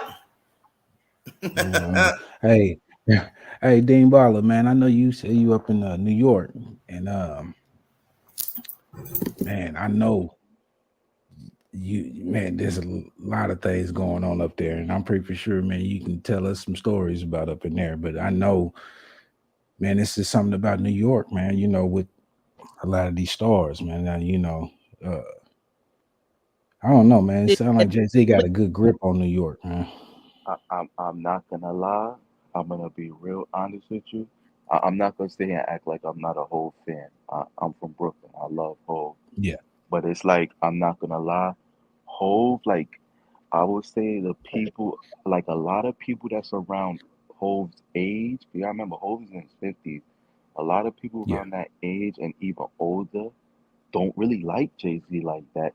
Thank His you. love comes more from like I would say the ages of like 45 and back. Like, you got what I'm saying? Even to my generation, where I say people like a lot of people that's around Hov's age don't like Hov, bro. Like, Okay, that's so real street basically, man, niggas. the corporate world likes. Exactly. Because if you ask my dad, he feel like Hov, like a lot of older people do, felt like Hov did do Dame Dash dirty. Like Yeah. a lot of people do feel like that. It's like you get what I'm saying, and there's certain people in the streets they can't respect it.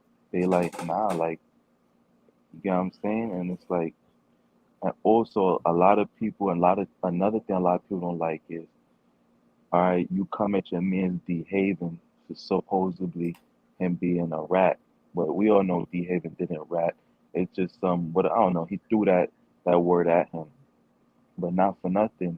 OG Wan's wife, which is the CEO of Rock Nation, that's a woman that went out there, sold drugs, and when she couldn't handle the heat, turned around and became an informant. And you still got this label, got this lady running the label Rock Nation. That is crazy. Like, you get what I'm saying? A lot of people don't respect that. They like, if you really know the background, and the only reason why it came out that people found out that she was a federal informant back in the days was because she went and she was trying to buy something with the MLB, like something with the MLB or some type of big. She was trying to do something real big with the MLB, and the MLB went and did they background check on her, and was like, we don't want no Hispanic lady. Basically, they don't want no lady and a Hispanic lady at that having too much power in sports, and then that's how they the ones like behind closed doors leaked the fact that she was a federal informant. She had to give up on a few people, and they said she was moving weight, not no little bit of work. Right. They said she was moving work like, and she got caught up for Like that. Griselda Blanca, Exactly. And then it's like, you you know what I'm know. saying, a lot of people like street cats that's in New York that's around his age, they know all of that behind the closed doors. But it's like, corporate America, they know, but you know, Jay-Z is very profitable with Yeah. them. So, they're not gonna Yeah. going you gotta look He at these he people he not gonna learned give the up their game. bag Yeah. like that. Exactly. Mm-mm. He's bringing in that money for them, man. So therefore, man, they gonna keep him around as long as he can continue to be a cash cow. So Exactly. and then now you got Beyonce on there, man, and they know she a cash cow. So they like shit. I mean, how did this Perfectly man said. even get some of the NBA? How did he even get some of that NBA? You know. Then Yeah, you because he on the brought team. LeBron in there. You know, I mean, man, this dude, man. And then I'm still stuck on the fact that, man, he's tied into a lot of things. But man, where's the rest of the people, man, that came along with you, man, that came up with you? Why ain't they Mister, on that corporate level with them? You know what I mean? Where's Memphis Bleak? You know, Mister, where's this what I I want to mean, say to you. When you look at Diddy and Hov, they the two same type of people. They for self. They for self. Like you got like Diddy and Hov. Like 50 is somebody like, I'm not gonna lie. 50 want to see everybody eat. Like he's that type of dude. He want to see everybody eat. Him and Hov and Diddy, they'll do whatever it takes to get to the top. And if it's backdooring some people, they gonna do it. hmm man, how old is my young Miami? Young Miami probably what, 25, 26? I don't even think she that. Okay. I don't even think Yeah, so I either. thought she was. you know, shit, call yourself young Miami. I think she super young because man, Diddy got his claws in her ass. Yeah, Got and him in there, I heard some of the, I heard some of Got those, his claws in and, a lot of ass. and I heard a lot of, and I heard some of the alleged rumors in regarding Right. him too, like the Google, whole. Google says she's 28. Okay. That all? Oh, she She's almost that ass. 12. Yeah, Yes, February almost 11th.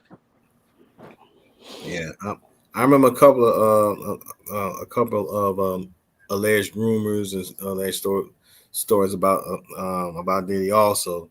Like the whole, like one of the ones that I've heard about was the whole Usher grooming thing. But Yeah. he did it to Biggie too. If y'all listen to Biggie song, Biggie used to say some gay ass shit. I suck on your mama dick or your daddy dick. Who? Facts. He did say that. Yeah, and I also remember I heard a story about him one night. I don't know if this was at Uptown or whatever the case may be, that that Christopher Williams allegedly had gave him head. Oh damn. Yep, sure did. I heard that. And it was a black lawyer that walked in on it. Wait a minute. What y'all said? I, I had to go Oh shit. back. I heard that. I Well, heard they had caught. that boss Yep. lady. I heard. Facts. I Facts. heard they had caught Kirk Burrows and him also. Say that Oh again. damn. Yeah, you know who Kirk Burrows is? He was one of the guys that basically like helped ran Bad Boy, and he was talking about how he finessed him out how to his publishing and his CEO rights to. He's basically Diddy did him grimy, and they said supposedly somebody walked in, and Kirk Burrows was under the desk, and Diddy was sitting on like the chair laid back, and then soon Oh as yeah, I'm talking like about Dick and Duke Diddy. yeah, basically, and then the guy walked in and was like, "What the hell's going on?" He said, "You see Kirk Burrows coming up under the desk," and he said that's when he knew something was up with Diddy. Diddy is grimy as fuck. He is the grimy. At the making of the band, those kids are still crying from that shit till this day on trifling shit Diddy did. I wouldn't be surprised that he was trying to fuck those little kids.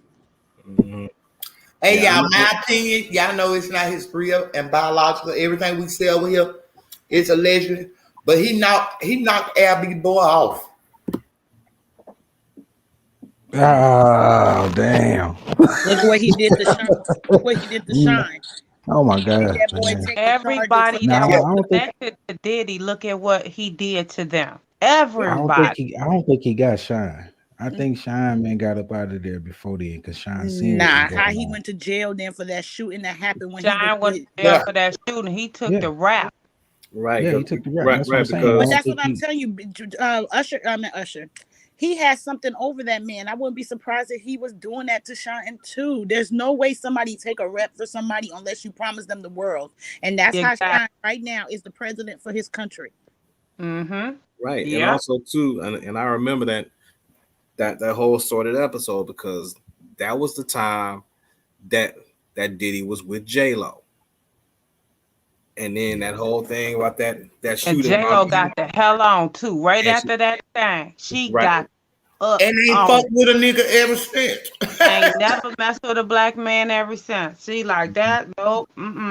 It speaks volumes for the people to not see that. You just got to be blind on purpose. The poor little tink over there and sold the whole soul. She was fine by being a city girl. I'm gonna say this. Everybody knows Mariah was only brought in. I mean, Jennifer Lopez was only brought in the game to get Mariah Carey jealous and try to get Mariah Carey out the way. Because everybody know who's the one that backed the hell out of Jennifer. I don't know why Lopez. she couldn't sing and Ashanti out here yelling she can't sing. I don't know why. That's a whole man. That's a whole man out there. Let's go. But that was old Tommy Mottola's that was Mariah Carey's ex-husband, right? Yep, Tommy Mottola. Yep, that was all his Sonny. Days like he hated the hell out of Mariah Carey when she left him. Like he wanted blood, they said. Yeah, but he left her. He had her locked in that big mansion. She said that that he locked her in. He's the devil. She said that to Michael Jackson. Okay. And who befriended her during that time of that ordeal? You just said it. Michael Jackson did. Michael Jackson. Yeah. Thank you. Thank you. Man, quick question. Mottola have anything to do with Kels? Hell yeah. Yes.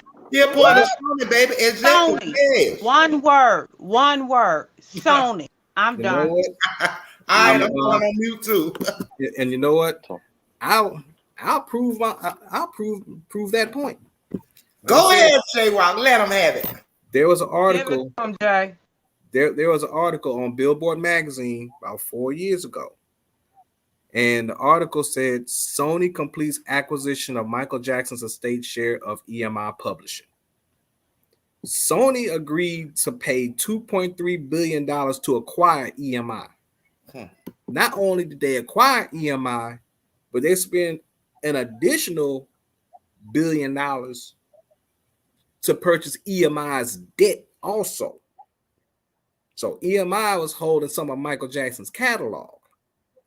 So Sony essentially spent $4 billion to make sure that they had a piece of that. And the fact that it happened the month after Joe Jackson died. Because Joe Jackson died $4 billion. Just imagine how much they got. Keep going, Jay Walker. In June, and Joe died at the end of June of 2018. And this happened almost 6 months before Surviving R.Kelly dropped. Yep, that's when Toya came out telling everybody they killed her brother. He didn't just die; they killed him. So Her you're brother. Blinded by the numbers like a mug, man. Yeah. So if you're Sony, you're holding the rights to the king of pop and the king of R&B. So yeah. So, and after Surviving R.Kelly comes out, 6 weeks after that comes Leaving Neverland. Come on. So or HBO, huh? Or Showtime, one of those things. It was HBO. Wow. It was HBO. And also J-Lo said something to the fact that she did a song. She wanted her song removed that she did with R. Kelly. First of all, wasn't nobody checking for you anyway. Second of all, I think the real reason why you didn't want that song to be let out, because I actually heard it and I had to dig for it, but I found it. I think the real reason was I think she fucked R. Kelly and she don't want nobody to know. That part. You don't know how many of them he done been with. Just because he knew R. Kelly. He said, hey, I write that song for you. Come on over here and shake that booty on me. He probably didn't even have to come. He probably didn't even have to come to her with that. She probably didn't have to say that. He probably did it. You'd be surprised how many of them willingly want to do it. Mm-hmm. Everybody know Mariah Carey was fast. Like that was ain't no everybody said that around the media and stuff saying J-Lo was fast. Like, come on, look who J-Lo was fucking with Keenan Ivory Wayans. All them exactly. Girls. Thank you. And chicks with dicks. Exactly. First of all, women that want to come in the industry, they are beta kittens. They are. So they're out there fuck everything moving that want to fuck. Yeah, so she was pushing. So J-Lo was pushing up on R. Kelly. She was. And then on top of that, from what I understand, I heard that even though Nick Cannon had said all kind of stuff about R. Kelly, I found out to a certain degree that Mariah Carey was pushing up on R. Kelly too. Yeah, but he did do an interview and clear himself and told him that can't nobody pass Robert. The only person might be is that Mariah girl, but Mariah can't either. She only got Christmas albums. Cut it out. That's it. But you know why they compared Kells and Mariah? They say she's like the female him because she could do the same thing he could do. She's like the only chick out there that could write, produce, and perform her own songs. Yeah, but nobody looking for Mariah but white folks. But not only that, at the time we only play her. Not even when we sad or making love, we only play her on Christmas. But not only that, at the time he left from over there, he made sure that ass wasn't gonna do nothing else. All right, let's go. Yep, she can't bring out another song. Look how that girl tried to be excited that she was a feature. Y'all remember what's that girl name that did a feature recently with her, and she replayed the same song on that girl song? Was that Dream Doll or? Yep. Eve, where's Kaiser? Don't bring him in here. I gotta let Dariah in. You talk about that rapper? Yeah, the rapper that he did a feature with. No, it's a girl. It's a girl. Yeah, it's a girl rapper. And she said, what is her name? She likes Lotto. Lotto. You right, Lotto. Lotto. He replayed that same song. Mm-hmm. It ain't nothing new. It's all old. Like you said, Christmas time. But that's what she was. Boss lady was saying. She can't bring out no new music because it's gonna go right to her husband, her ex-husband. Mm-hmm. That's just like Fenty, Rihanna. She can't do no more music for so many years till she come out that contract, and even then they might got a hold on her. That's why But that's why she ain't made no music, because of that damn contract. She ain't trying to abide by none of their rules. And Jay-Z once again was sleeping with that little girl. And that's what. But I'm glad she got to be more than just her music. She got her own line. Everybody ain't got that. But yeah, the clamp holes is real in that industry. Man, Everything we over here part of saying that mess too. to be told TV is allegedly. It's for entertainment and educational purpose uses only. Due to Section 107. Let's go. Let's talk about it. Yeah, she part of that ring too. Yeah, she is. She's and her nigga too. The list goes on and on and on and on. Okay? They are part of the crimes, allegedly, crimes against humanity. Let's talk about it. And so she got a hold of Barbados. So you know she running shit there. So man. But look how she was also studying on Chris Brown. That was with their humiliation ritual. Let's talk about it. Jay-Z hated Chris Brown. Yeah, Chris know how Kels feel, because he almost was there too. And he still, to this day, is still trying to come back off of it. He's still dealing with some mess, you know. He's stressed out, man, because they tell him either play ball, man, or you know, shit, we taking you too. And look what he doing, man. He look like, man, he smoked out.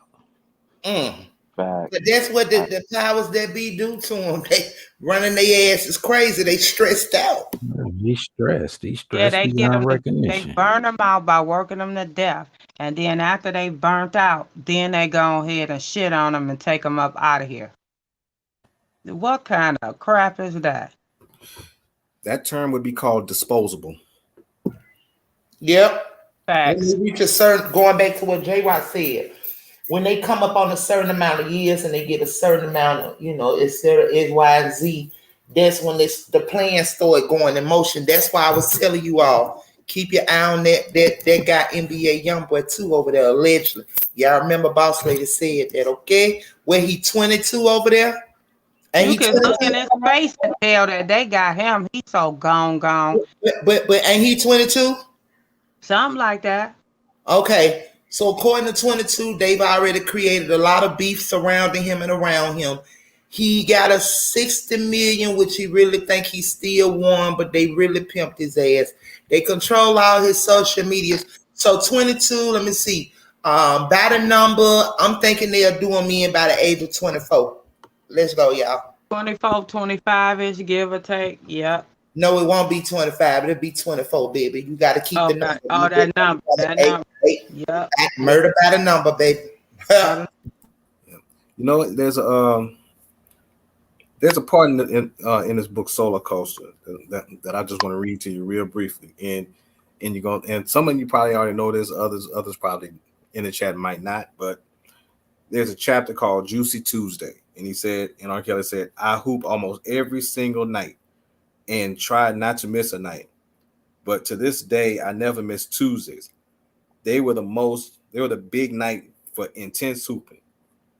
On one particular Tuesday night in 2004, I was warming up when my security guy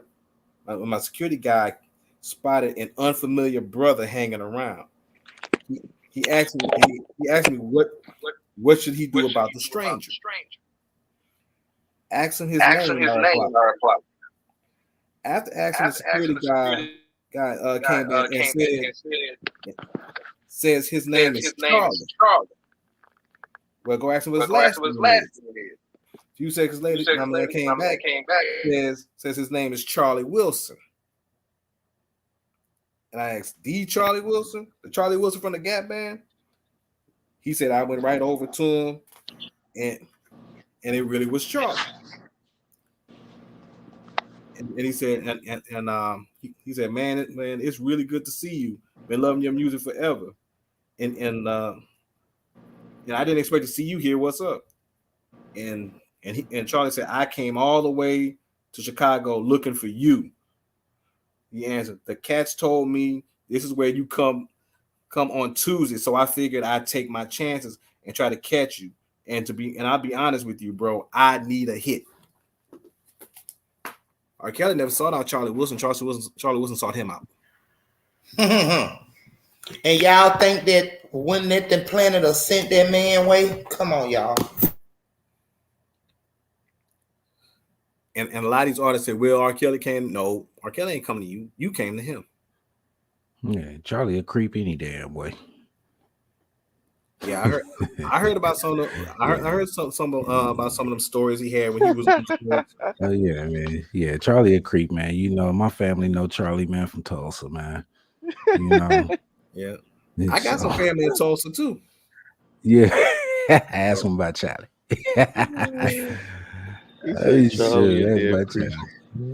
Man, Charlie a creep, man. Him and the Gap Band was, you know, hey, they put out some good music though.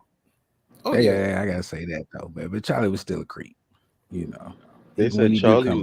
They said Charlie was hooked on drugs heavy. Yeah. Oh, he was. Oh yeah. Charlie was out there, man. You know, roaming them streets, man. You know, he should have went back to Tulsa. Maybe he would have got clean. You know, but you know, the powers that be, when you know they use Snoop and Kels to get him back in the game. So man, yeah, he sold it. And he sold us. And Snoop and Kels is very tight. Mm-hmm. Yeah, so, you know, supposedly Snoop said something about him, man. You know, I have yet to hear that though, man. But I did see some stuff on that, man. That could just be clickbait, but I heard something about that too. But even if he did, the funny part about it is, shortly after he said something about him, the allegations on him came, and it's almost like he kind of retracted what he said about R.Kelly at that point. And like, man, Snoop, don't you talk, man. You know, but man, I better leave Snoopy alone, man. You know, Snoop doing what he's supposed to do. Snoop, like, I ain't fucking around. You know, man, I'm gonna be on every commercial y'all tell me to be on. I'm gonna hit y'all up with every sign you want me to hit you up with. Yeah, Snoop is cooperating. Yeah, because when Snoop called out Gayle King, because when Gayle King went at Kobe, all them. I guess you could say a lot of black elites had approached Snoop to apologize to Gayle, and a couple of names that I heard was Tyler Perry was one of the names. I think Diddy was another, and I want to say Spike Lee, but I can't really confirm it. But I know Tyler Perry was definitely one of them, and I think Diddy was another. Yeah, you know Tyler gonna hurry up and say something, man. Them his brides there. You want to be them. You want to be Oprah. Yeah. All my life I had to fight.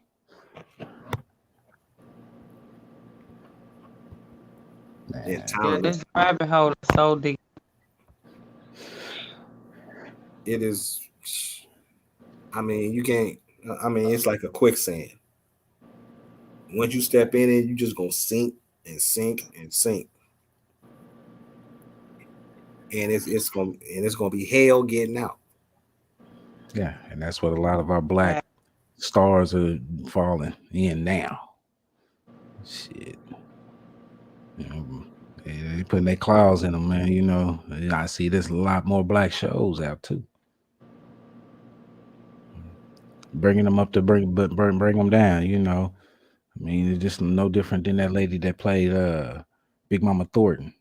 How she died after the movie, after the premiere. Come on, man. Boy, so much, man, that they, you know. Whew. I know Kels know a whole lot, man, and they just hoping he won't say nothing. And he said he been quiet. He said he been quiet. And see, I remember somebody brought up something about Daryl McDavid, and it wasn't here, but it was another chat in another chat room. Somebody brought up the fact that they wouldn't be surprised that if Daryl McDavid had an insurance policy on Kells. And I didn't think about it like that, but then when it was brought up, I said, "Oh shit,"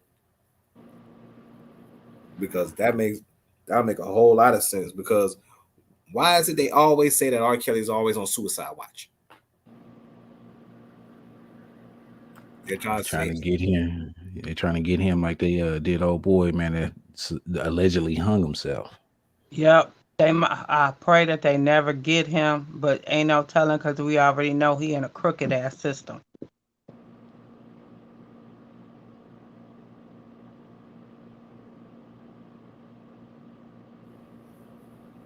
I mean, every time you turn up, R. Kelly on suicide watch. R. Kelly on suicide. Like, wait a minute, R. Kelly ain't on no damn suicide watch. Everything that he done went through, and they talk about and then they always trying to say, well, R. Kelly gonna snitch on somebody. He gonna do it. R. Kelly was already locked up for 3 years. He hadn't said nothing about nobody. If he hadn't said anything to anybody at this point, why would he talk now? Back.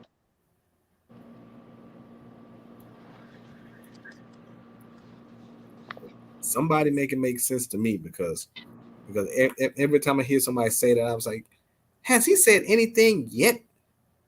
And if he said anything yet, why not? Why would he say anything now if he's already gone through everything he done gone through at this point right now? What is him throwing anybody under the bus? What's that going to benefit him? Because it's not going to benefit him at all. And you know something, though, now that you say that, man, it could be the reason why they came for him, because he didn't speak. They might wanted him to speak on a certain individual or individuals, and he didn't. He said he'd been quiet for all these years. So, what's the possibility, man, that it could, he refused to speak? So my question is, at this point, they keep saying that R. Kelly is quote unquote the golden goose according to Michael Avenatti, or even the big fish according to other people.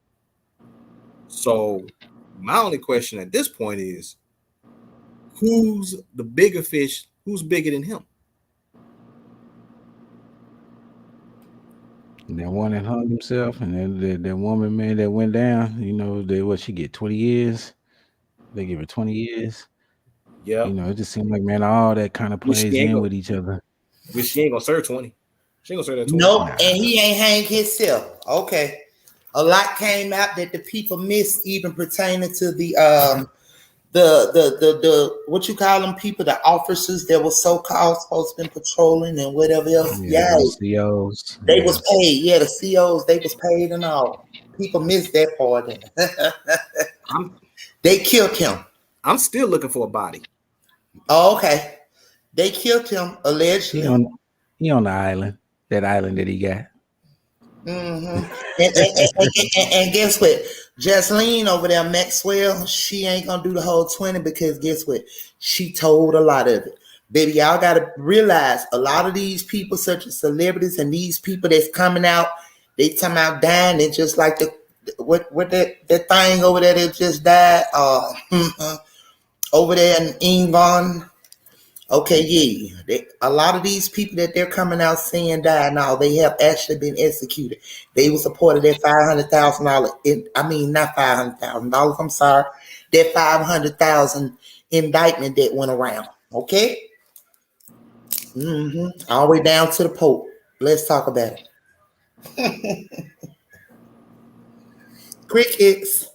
Yep. Definitely makes sense. Makes sense. Yeah. A lot of people ain't gonna speak on the Queen. They scared of that. So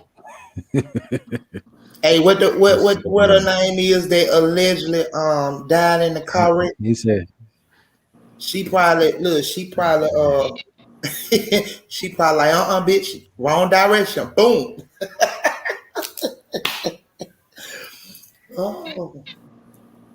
Yeah, Mr. Bass played some stuff for me the other night, man, concerning that, and it got so deep, man, Then the next morning, man, remember I told y'all what I had seen? Yep.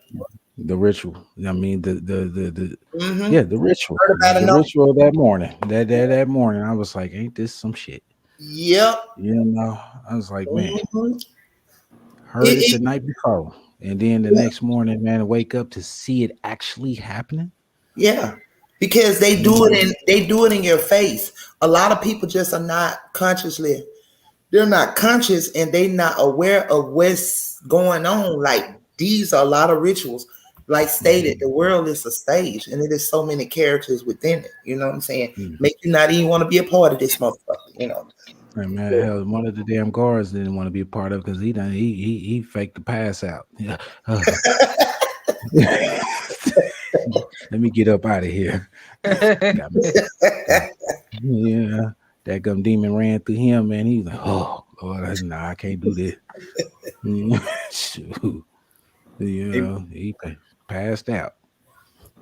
Maybe that's what that juror did when she had that panic attack. Yeah. They had to get rid of her ass. They had to get rid of her because guess what? She wasn't a part of the you know how they pass out script? They pass out them scripts and you supposed to go according. She wasn't a part of that. She ain't want no dealings with it. Hey, and we don't know who that juror. We don't know who that juror is, do we? They had to get. You know what? I'm kind of wondering. Guess what, y'all? Y'all know I stay thinking outside the box. I stay thinking some out the ordinary type stuff. So I'm wondering, you all, because when you know the type of things that go on and what's going on and what they got on the back end that the people don't see that's actually going on, right? So I'm wondering, like, was that part staged for them to bring the man in there and that 60-year-old white man was allegedly something undercover to watch the shit play out in what they were doing in the jury room? Y'all got to understand. The knowledge that I know is the reason why I'm speaking like this, y'all. Hey, Tip said something about that. When Oh, they she replaced did. her. Yeah, I remember her saying something about it. But I just want to. My question is, are they gonna? Okay, after the sentencing part, will we be able to find out who these jurors were? No, I don't think so. The reason I say no too, because you see New York, right? If y'all notice, anytime people go to jail, somebody pick them up, the jury, so they can talk to them. Nobody has spoken. These people was paid. Yeah. Okay. Okay. So, man, the reason why I asked that is because I was like, man, if we knew this juror's name, this woman's name, I would have been like, man, let's follow up on her. You know what I mean? Because how we know, man, she ain't up, they done took her out the picture completely, man. I get you know what I mean? So you saying that they possibly had took her up off Earth? No, I don't think. I get what Mr. talking about because he know there's something is wrong there. But let me help you. She played her role. I told you all. A lot of people don't know what's going on the back end. You got the good versus the evil. They are at war. It's a lot going on. Now, you do have, not the whole government is incorrupt, you all. Not the whole government, okay? You have a special operation team that's going on where they going from all these, they going to the Vatican, they going to England, they going to all these places. And see, believe it or not, Gitmo is, they have enlarged that penitentiary. So a lot of them are there being housed and executed, and they pick how they want to leave up out of him. So a lot of people, y'all hear me when I'm saying what I'm saying. A lot of people that you may see that you may think is that person is actually a double. I don't know if this may be too much for y'all. Y'all don't understand where I'm going with this. I don't know where y'all, I don't know how countries you all are, but I'm speaking it. A lot of people that you may see is actually not that person. It is a double that has been put in to continue to make, you all know or think that nothing is going on, however it is, but it will be exposed. When, I'm not sure, but best believe it will be brought to the people. They are confessing their crimes against humanity. A lot of stuff going on. Like, that was the purpose that this 19 thing came in, is because they wanted to hide a lot of the shit that was going on. You got a lot of these celebrities. Why you think it was a moment of silence on all celebrities, and then you turn around, a lot of them got on ankle braces. Here you got your former ex-president out there in the water, allegedly in Hawaii. He got a whole ankle box on his leg. So y'all mean to tell me everybody missed that too when he was on that surfboard? Okay, come again. When your girl Oprah was standing up there in the kitchen stirring and cooking, and sat down in that chair, a whole ankle box on her leg. Oh, come on, with your girl Ellen DeGeneres with the picture behind her with a whole ankle box on. Come on, y'all. I mean, I just state the facts of it all. But you know, hey, it is what it is, y'all. But I don't think, Mister, back to what you were saying, I don't think it's that part. However, I think that she was one that was there and she had to be replaced so the other one can come in to see the things that were going on in the room with the jurors. Y'all understand where I'm going with this now? It'll reveal itself. They were all actors. There you go. Okay. There you go, Tips Love too. Yeah. Yeah. At this point, I wouldn't be surprised, and I wouldn't doubt it. After all, Surviving R.Kelly was scripted. Yeah. Everything we see is scripted. Shit, even our own goddamn life scripted. I told y'all we done lived a lie, however old every one of you all is on this panel. We have lived a whole lie. Okay? Our entire life. I don't know if you guys are familiar. Go ahead. Well, I was just gonna say something real quick. I don't know if you guys know about this, but have you heard about an article or about the so-called the secret meeting that changed rap music and destroyed a generation? Yep, with all up that dimension. Yeah.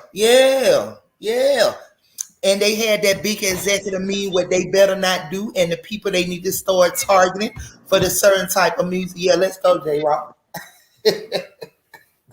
Let's talk about it. Yeah, there's still some people that still don't know anything about it. And one guy who worked for a label just recognized some of these other people that was strange to him. Like, okay, these don't look like people that's in the industry. Yep. But the people saying, but the guy that had the house and they said, well, these are people that have a vested interest in what we do. He wouldn't take the deal, he wouldn't do it, and they upped the file on his ass and everything. Finna kill him. Let's talk, J-Rock. So when I first read it, I said, damn. I said, this is crazy. So then, but then my wheels were turning. I was like, oh, okay. So then that's where the whole private prisons and the prison industrial complex and all that stuff gets tied into all of it. Yep. As well as Michael Jordan. That's why I no longer buy. You'll never catch me purchasing another pair of Jordans in my lifetime. Do you hear me? Okay. Now somebody mentioned and said that Michael Jordan that they was talking about was a white man. No. True that is. Michael Jordan tennis shoes. Do your research on it. He has stock. He has private investment stock within the prison system as well. Now I do know that there was some investments in regards overseas. And in the prison system. Yeah. Don't forget your womanizer, Bob Barker. Private prisons. Yep. And then he came out and told you, I didn't make my shoes for you niggas. Nigga, you wouldn't be where you at if it wasn't for the niggas. Okay? Because white folks ain't buying them. With all due respect, no disrespect. They not buying them. Hey, but don't forget about your boy Bob Barker, the womanizer. The womanizer. Liz Claiborne and Tommy Hilfiger said they didn't make their stuff for black people. But if it went for black people, let me tell you something. Do y'all not know how powerful the black dollar is? I don't think a lot of you all know how powerful the black dollar is. Check this out. Do you not know we would dismantle all this shit if every one of us, we the people, us, do you all know that we would dismantle this shit if all of us stop buying hair, stop getting our nails done, stop going shopping, just stop. Give it 2 months for each and every last one of us, so we just go on a strike and don't do none of this shit. Hey, y'all, this shit will crumble. They will lose billions. All of it will crumble. Do y'all hear me? All right. That's why they trying to hurry up and create that system. Well, it's already created. It's already created. However, they trying to figure out a way of when they going to righteous just implement it. You know, with the crypto and the currency. And, you know, that's why everything, the inflation is so skyrocketing to the roof. They trying their best to continue to match that dollar. The dollar already has no value. They trying to damage it to the fullest so they can, yeah. Absolutely. Yes, he do. He has plenty, Mr. Bass. Absolutely. Yep, we are the only one that spins. We the people are the only one that spins. Look, I know it ain't just me, and you know, and maybe it is just me. I can't speak for anyone else though. But man, when I was locked up, why did I see the deodorant, the soap, the toothbrush, the toothpaste, Bob Barker? You know, Bob Barker, Price is Right. You know, you damn right the price is right, man, because you getting that money. Yep. You know, you've been part of the lockup, man. The lockup's up for a long damn time. Yep, you'd be amazed at who has ties, who has stock, and who has all that within their prison system. You know. You'd be amazed. I'm pretty sure Martha invested too. Yep. Martha was and she was paying her own damn prison. Yeah, when she went to prison, allegedly sure that was her prison. House arrest, allegedly prison, but house arrest. But that was her risk as well. You seen she came out banging, huh? Yeah, she probably owned that prison. All right. Everybody want to holler Snoop, Snoop, Snoop. Which one? The original? Because he been out of here. All right. I think I'm going too far with some of y'all here. Some of y'all don't understand. Yeah, Snoop Lion. Snoop Lion.